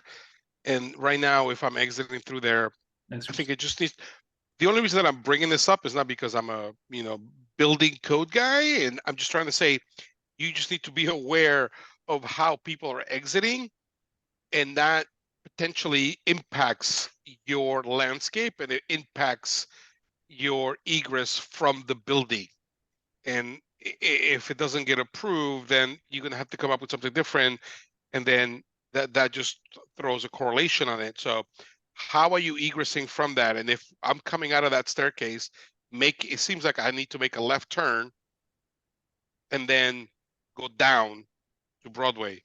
It seems that that's it, right? But when you look at your landscape plan, it seems to be like that stair comes out to like a little balcony terrace area, and then there's trees. Yeah, So we'll definitely coordinate that. right, so that just needs to be coordinated, because you can't just dump people out into a little 5 foot by 5 foot area. So we want to make sure that your egress from that building is making sense so that it functions and there's no changes after the fact that going to impact, what we're looking at. So I would just look into that to make sure that you're thinking about that, because I doubt that DOT is going to let you egress out into Lombardi Street. Agreed. Yeah, they've been a little tricky to nail down time to meet with them. But one of the things we've been trying to do, Frank, is also enter into an agreement with Mass DOT where we can maintain that land back there along the highway. It's pretty littered with trash and junk, and we'd like to sort of clean it up and have an agreement with them where we can access out through there if necessary and maintain a nice park. I mean, if you can come up with an agreement, that would be great. I'm just concerned about your tenants and people and just your design as well. So I'm just trying to warn you that currently the way that you have it showcased is not working, and it would impact landscape or something. So just Yeah, and I think it could impact how we think about the public realm too. When we talked about the sidewalk ending on Lombardi Street, if there is an egress path that wraps around the building on the on that side, that would appear as an extension of the sidewalk. So then how do you design that so it doesn't? Right. So just be mindful of that. That corner is pretty steep back there. You wouldn't be able to come out of that door and take a right and go down to Lombardi without a set of stairs. So if we're not able to get any agreement in place with Mass DOT, you'll have to head north all around the back of the building, then come back out on Broadway that way. Right. So all we're saying is, like, I think that you just need to just make sure that you have a thought process of that egress, because currently right now, as we're seeing it, it's not just fully, got it. not fully working. Gotcha. Thank you. Thanks for pointing it out, Frank. Appreciate that. As I'm clocking the time, I'm gonna have 15 more minutes for, I'll say, for the 45 Broadway process. Yeah. Of the design options presented, was there a preferred one from the presentation team? Ben, do you want to say your preferred one? Do you want to say my preferred one? Yeah, I mean, we're really interested in hearing what the commission thinks of the various programs. We're excited about the project. I don't know if we necessarily have a preferred approach, but I think they all have their merits, and we're really interested in your feedback. Matt, if you want to say what you think your favorite is, go right ahead. Sure. No, I think there's definitely pieces and parts from each one. For me, I definitely prefer the textured brick in option 3. The simpler middle elevation in either option 1 or 2, and then probably back again down to option 3 for the end of 51 Broadway, which introduces a little bit of color. So you would get, the color, a nice break with a simple facade in the middle, and then this brick textured building at the end. Break it up into really looking like 3 different buildings and massings. So I'll give you my 2 cents, and then I'm gonna shut up, and then I'm gonna step back. I'm gonna say that the option for the left side of option 3, which is 51. Yeah. I don't think that would be successfully executed. I mean, I like the thought of it, but I think that the way that it's being shown, I think I am fearful that there's not a precedent of that. And I think it's just like, I mean, I enjoy that, the fact that you're doing color and stuff, but I think that it's not really tying in with anything for me at this point. So I would say that, for 51 being the left side, the option 2 is perhaps something that it's the most successful for me, and ironically, then option 3 of the 45 I like the most as well. So therefore, again, the multiple combinations. The one thing that I would say is, like, it would be interesting if the middle part of any of these combinations would come down and hit the ground versus just floating. So if you were to look at option 2 or option 1, and whatever the middle part would be, or it material wise or aesthetic wise to be able to just come down to the ground, I think it would be just as successful, because right now there's like a lot of pieces, and it would be nice for it to just be grounded, in my mind, material wise. And then you would be able to just have the central piece and the correlation of the 2 happening around it. And I am not a fan of the shingle metal, just so you know, by the way.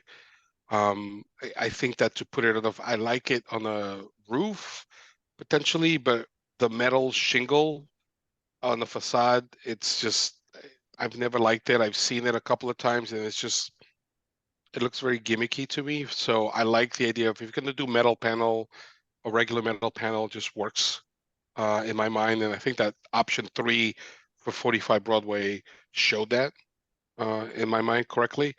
So that's my 2 cents on that combination. So I would say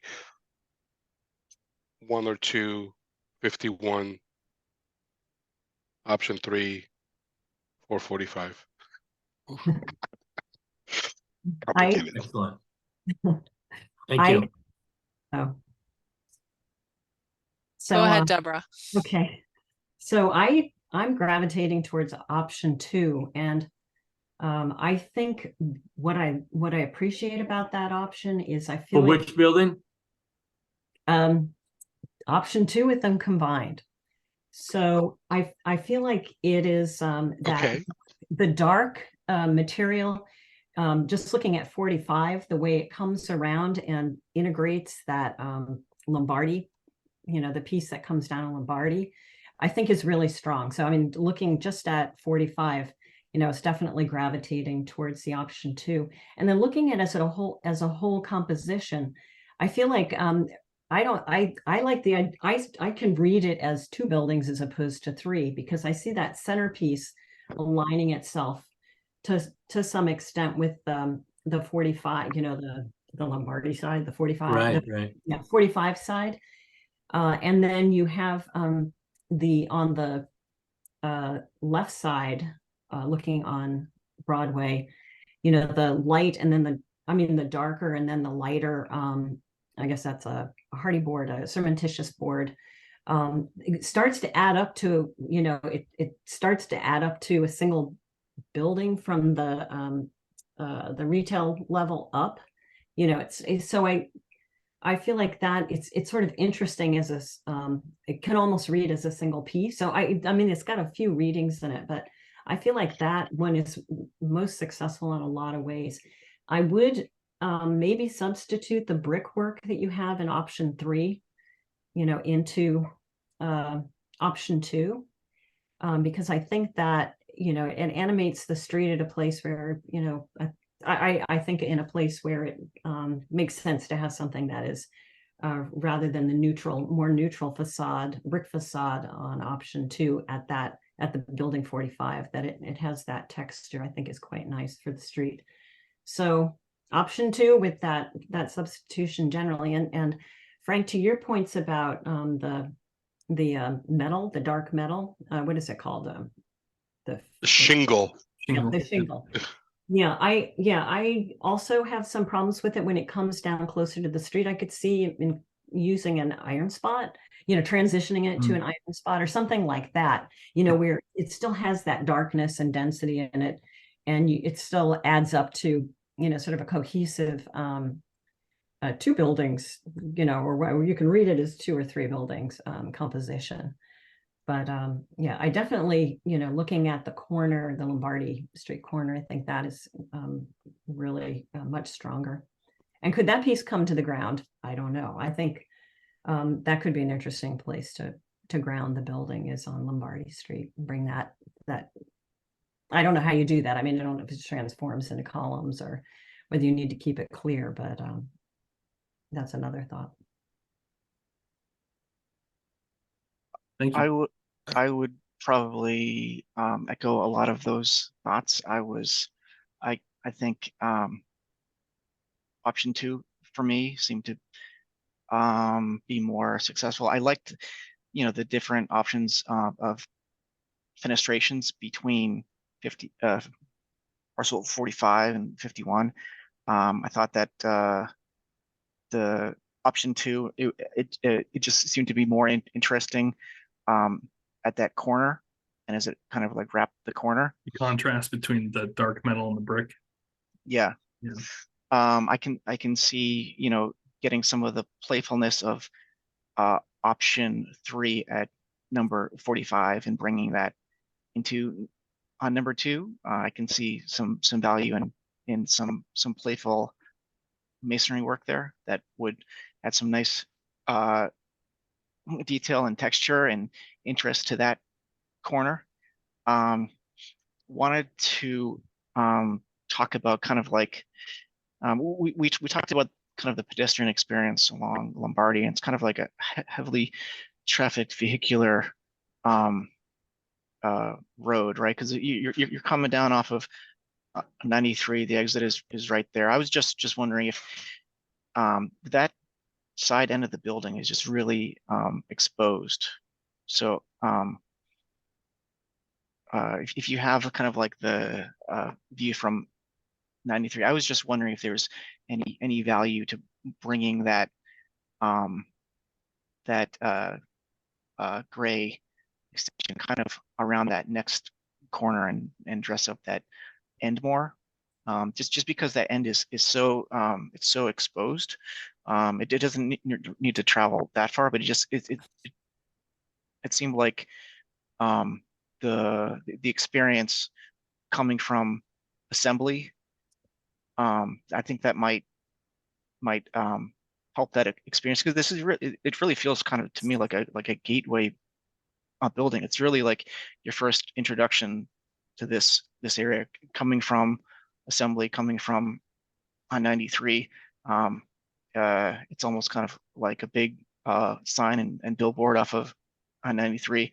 I just thought if there might be a way to dress up this facade a little bit more, there might be some value in that. Thanks for the comments. Definitely look at them.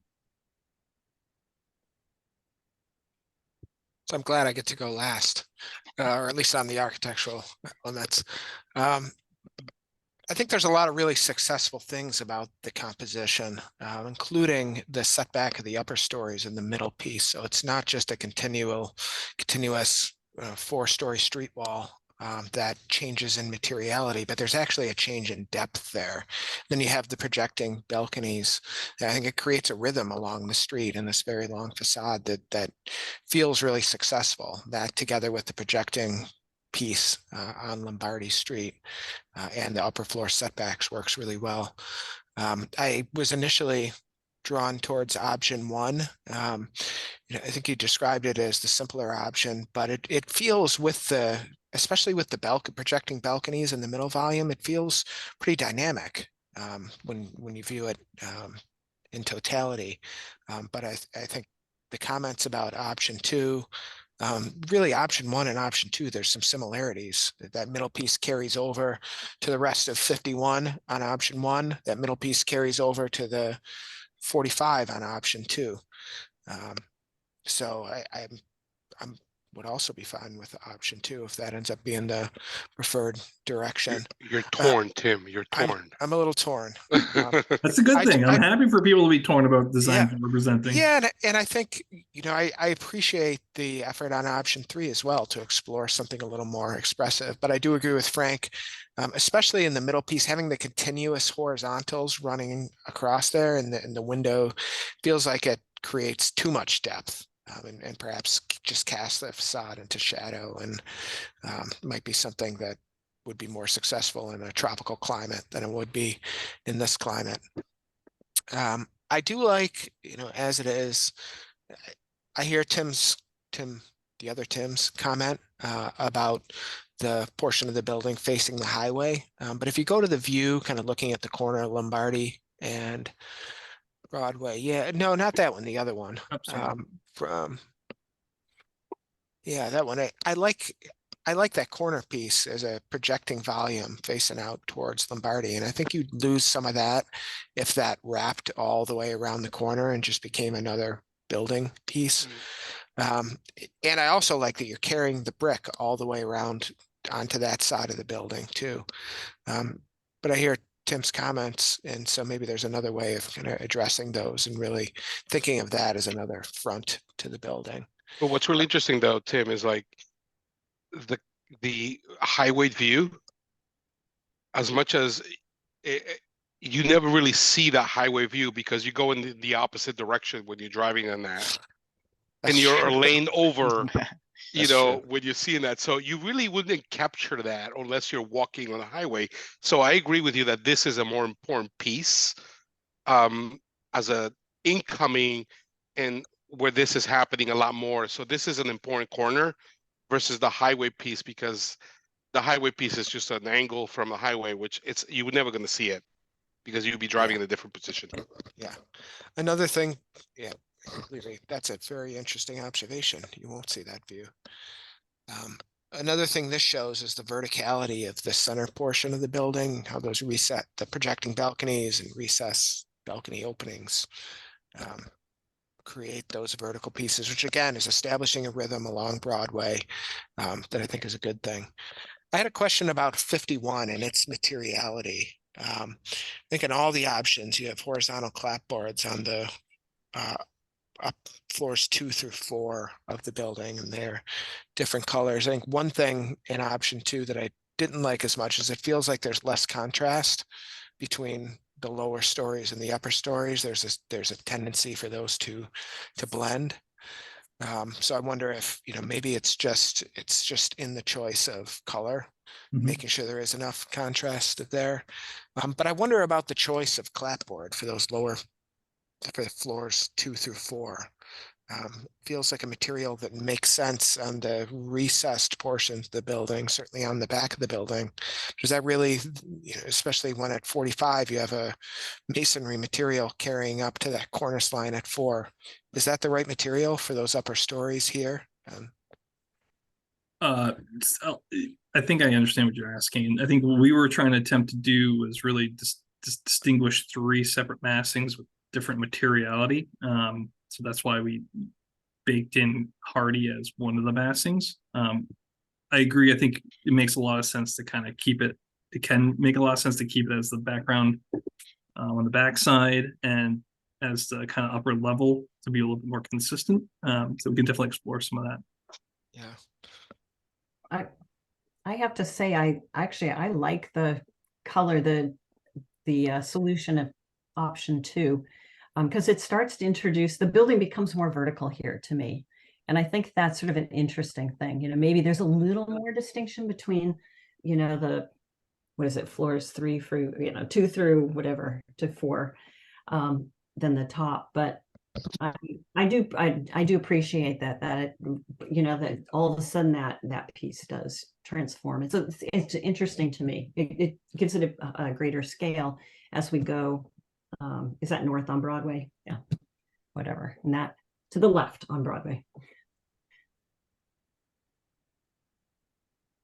And also, I was just looking at option 2 and the 45 side, the Lombardi Street side, and I see you're bringing down that volume with the column. And I think that is sort of a nice detail.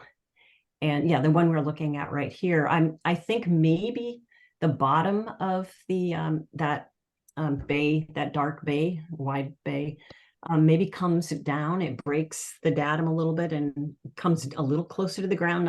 It doesn't come all the way to the ground. It maybe comes to the first line, the highest line of windows or something. So that it is capping that end and not sort of ruled by the datum that's set up, on Broadway. I think that's sort of interesting because you're overlapping it like that. Well, what's really interesting about that is that there's 2 columns there, right, on the corner. Yeah. Like doing kind of like one vertical, kind of one kicking Yeah. out. Just a little expression, a little movement in this. And kind then of as well on the material side, you're going up. Yeah. Yeah. Right. So don't lose some of those details. I think that Courtney, we'll carry those and that they continue to be expressed in the final design. They're interesting in how they treat the corner, to what Deborah's saying. This image, and I think the other images are suggesting a retail door on the Lombardi side. I was just wondering what the landscape, how that was reacting.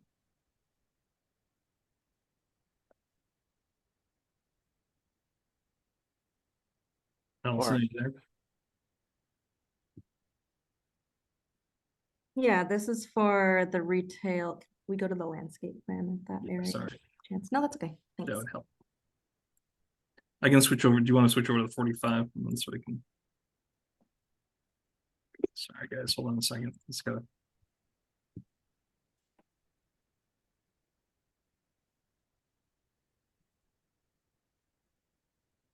Tim, just to start talking through that there. Yeah, so we have a kind of buffer planting to make up the grade along the Lombardi Street side, as well as a seat wall that's kind of curving along that edge.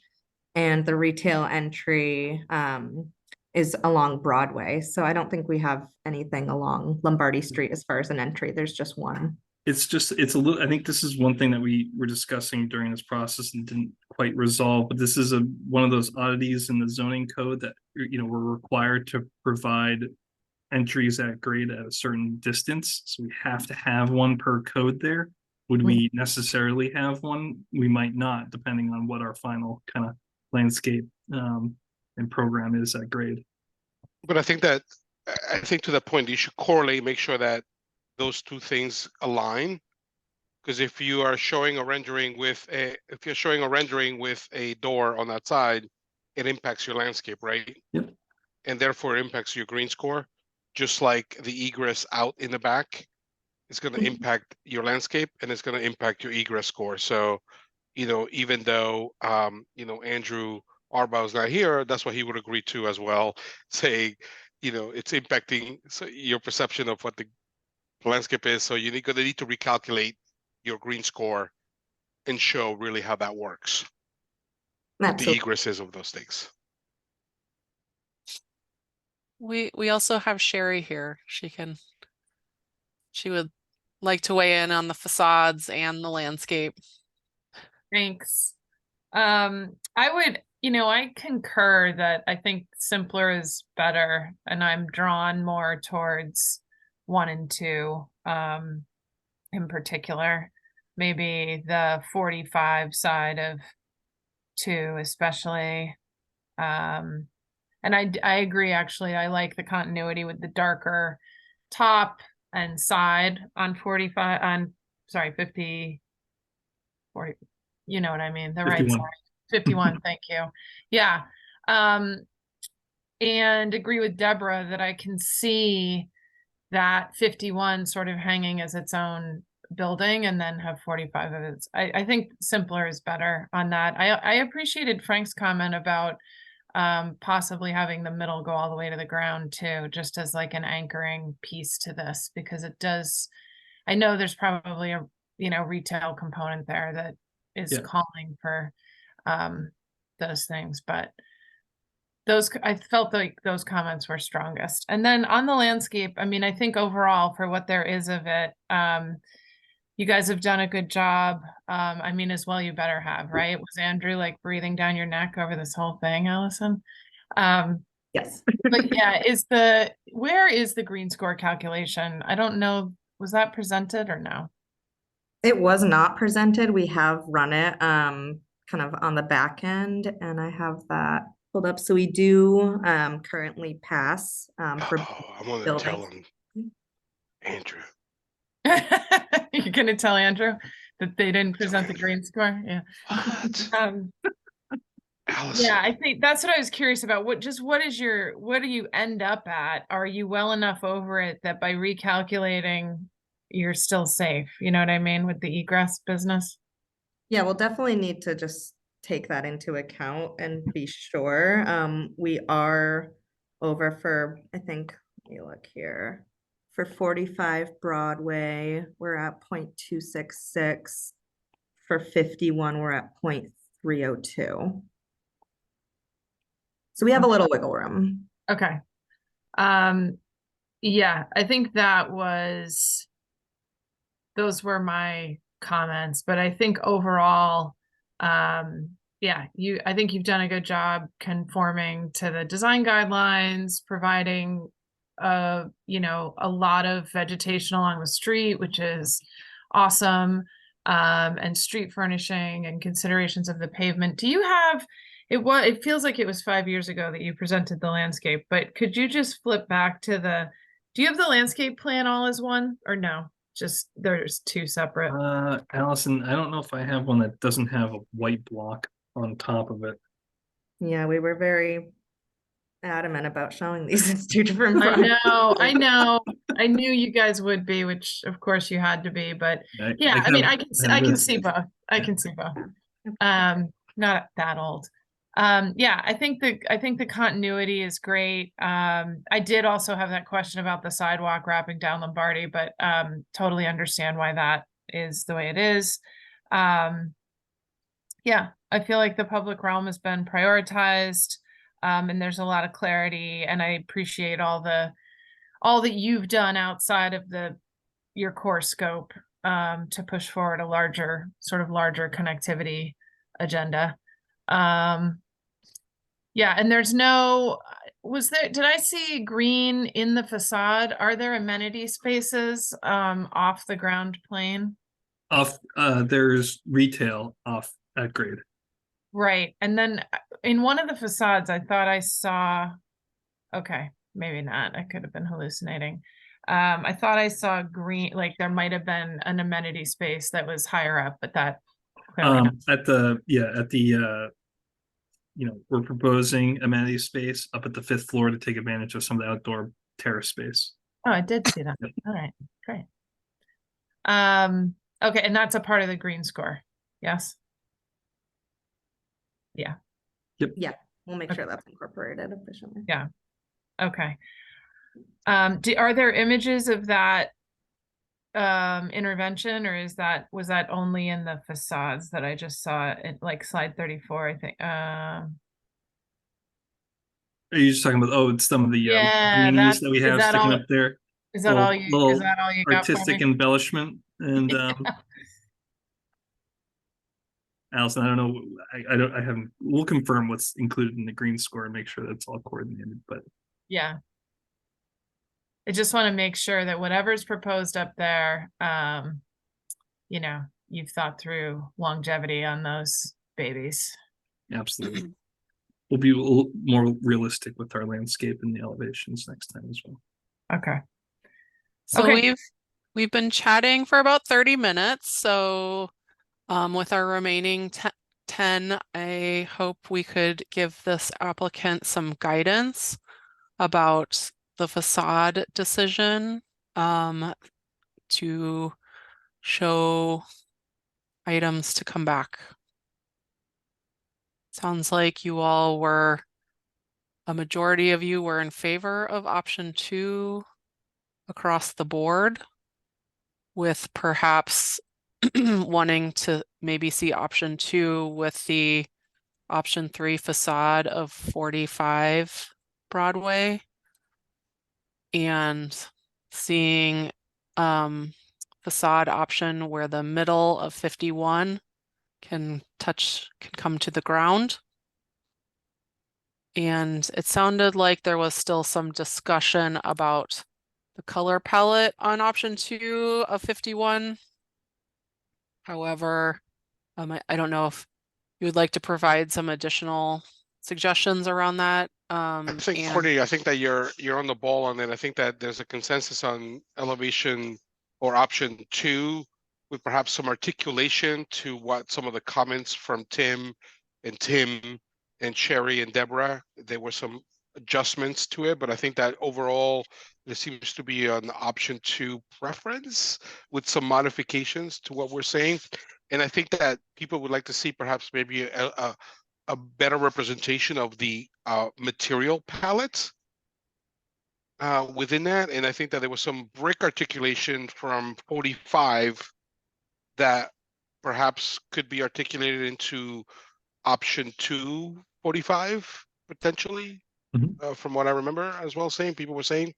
But I think that you're in the option 2 with some modifications, Matt, as it was suggested on that for the comments. And I think that you'll get the comments from Courtney.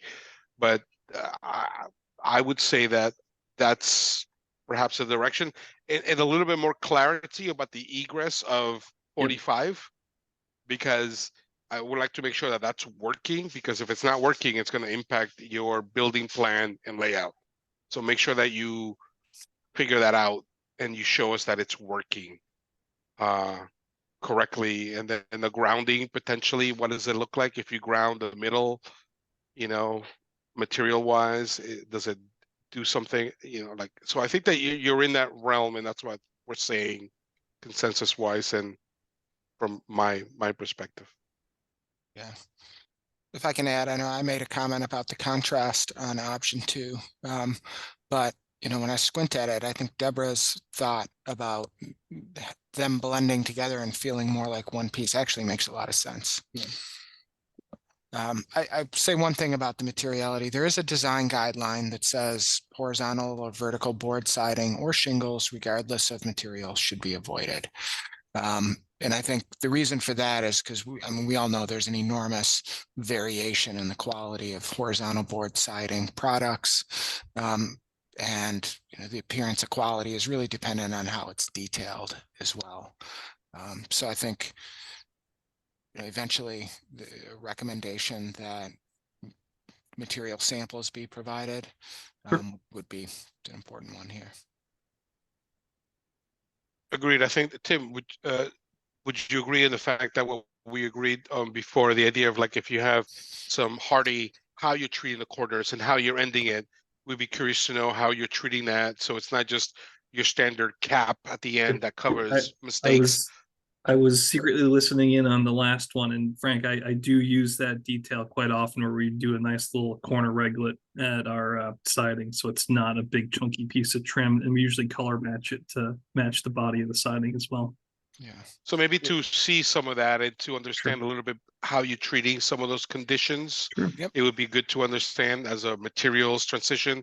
A lot of times, I think that to what Tim is saying, I'm thinking about that now as well. When you have so many different materials, the way that one material transitions into another, I think it's key. I think Against Hardy the also window. has a line of sorry, not Hardy. What am I thinking? No, it is Hardy. That has like a channel lock horizontal Yes, siding. we So do. that's a little bit nicer than just the lap. So maybe we'll post some of that as well. So yeah, presenting some of those, and I think it would be helpful. Sure. Yeah. Yeah, and it seemed like the commission had some concerns about the metal. The scallop Metal and the shingle. Yeah, shingles. Yeah, that was my comment. All I said is like I think that the shingle, it's more of a roof condition in my mind that I see a lot of times, the scalloping of the metal panels. I think that if it's and I don't know how the rest of the committee feels about it, and I'm open to listening to them. Treat metal panel like in a metal panel way for a facade, and I'm open to that. But the shingle scallop is just, it looks like a roof applied on a facade to me.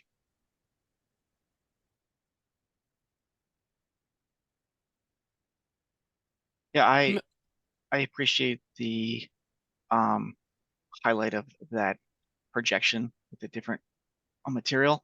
But I think it would be nice to see an alternate to the scalloped. Maybe just kind of like maybe something what you show in another option. You show a different detail in a few other options. So Sure. yeah. Yep, there's definitely some other options that we're happy to propose for that.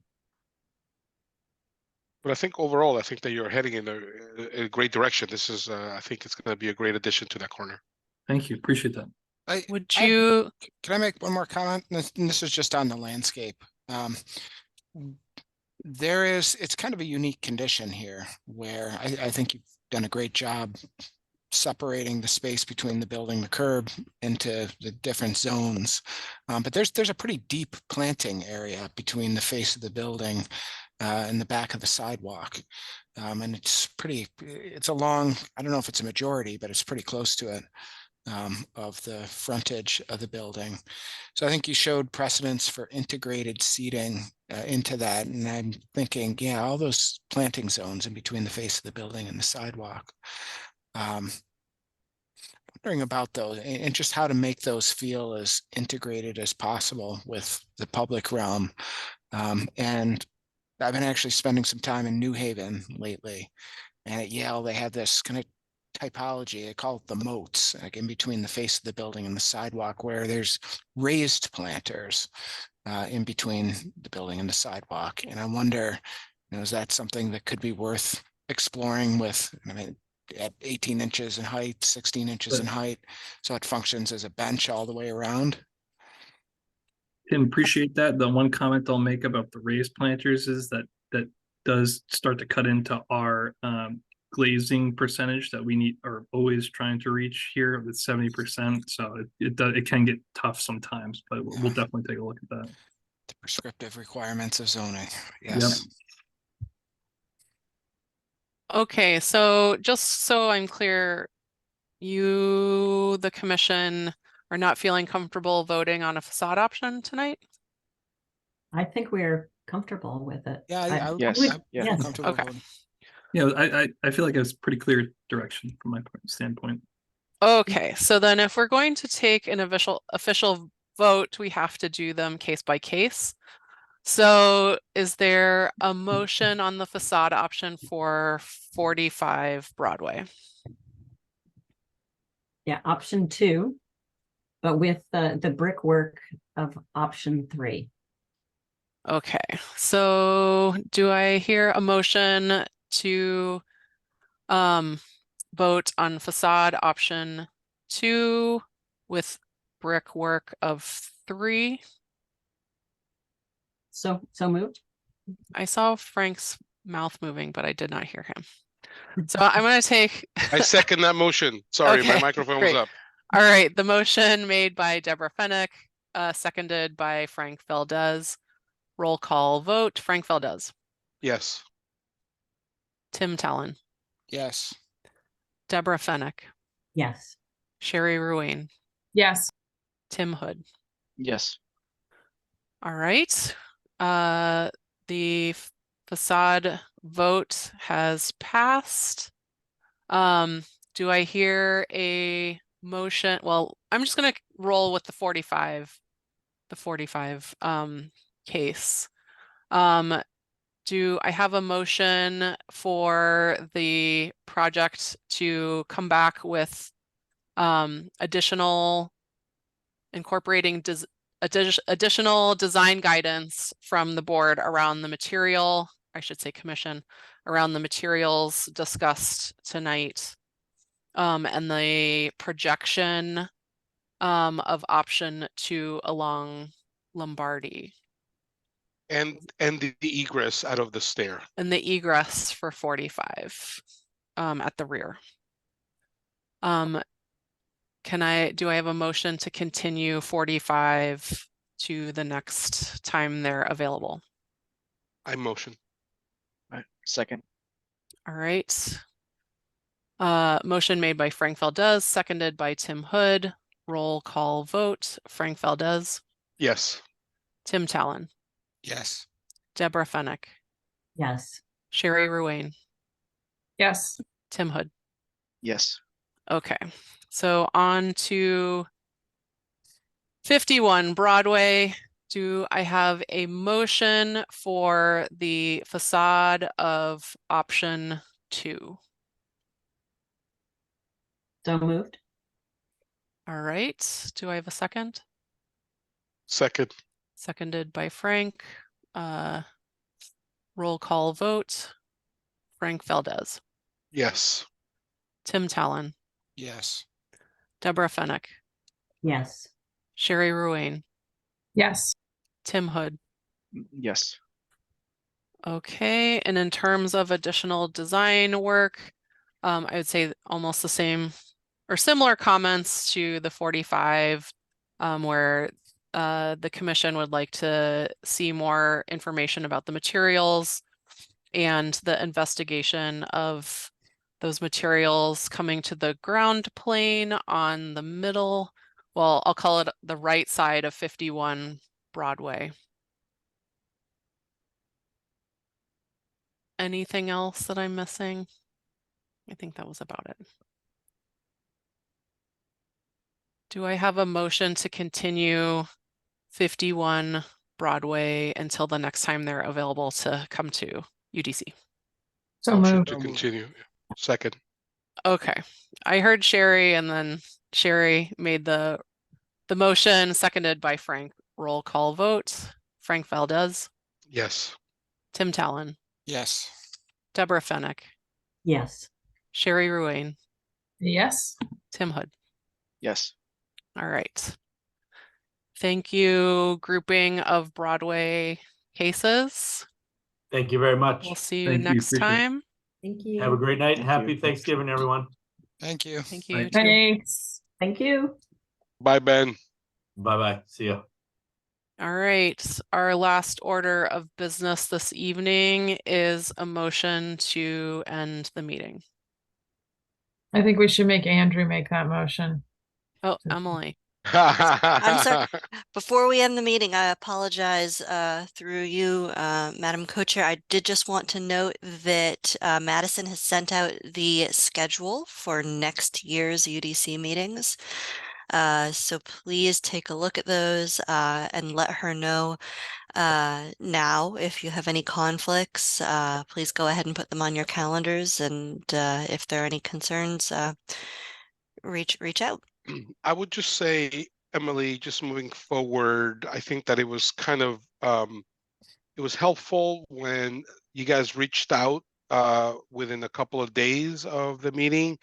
Our schedule, at least my schedule, changes dramatically. I have meetings that come up and go away and things that pop up. So even though I can say, yes, I'm available for that meeting, 2 months from now or a month from now, my schedule can change. So touching base with people a couple of days before that, or even a day or two, I think it's helpful to make sure that you have a quorum, because I just know that my day between traveling or client meetings or things moving around, it can change dramatically, and it's good to inform you guys so that we have a quorum. I completely understand, That would be my only Frank. comment, that we just do it consistently. I completely understand and respect that. I totally understand everyone's work schedules are not set in stone for the next year. So we can definitely continue to reach out before each meeting. So we appreciate it. So also, would it be possible to send out invites for these days? Oh, so right now. That would be Yeah. awesome. I was Yeah, gonna That would be good. That would Yay. also be good. Yes, because so they're there and we Yeah. can schedule around or not. So yeah, That's it'll be good. super It'll be good. helpful. I like Actually, that. it's super helpful to get an appointment for me. Yeah, Yeah. it'll be good. Once it gets on there, that helps. I will make a note of that. Thank you very much. I'll also move to close the meeting just because clearly Andrew's busy. Yeah, he's busy. He's eating dinner. I second that motion. Okay. There is a motion made to end the meeting by Sherry, seconded by Frank. Roll call vote, Frank Valdez, Yes. Andrew Arbaugh, Yes, please. Tim Talon, Yes. Deborah Fennick, Yes. Sherry Ruane, Yes. Tim Hood. Yes. Great. All right. Thank you very much, and see you at the next meeting. Buenas noches. Thank you. Bon appetit.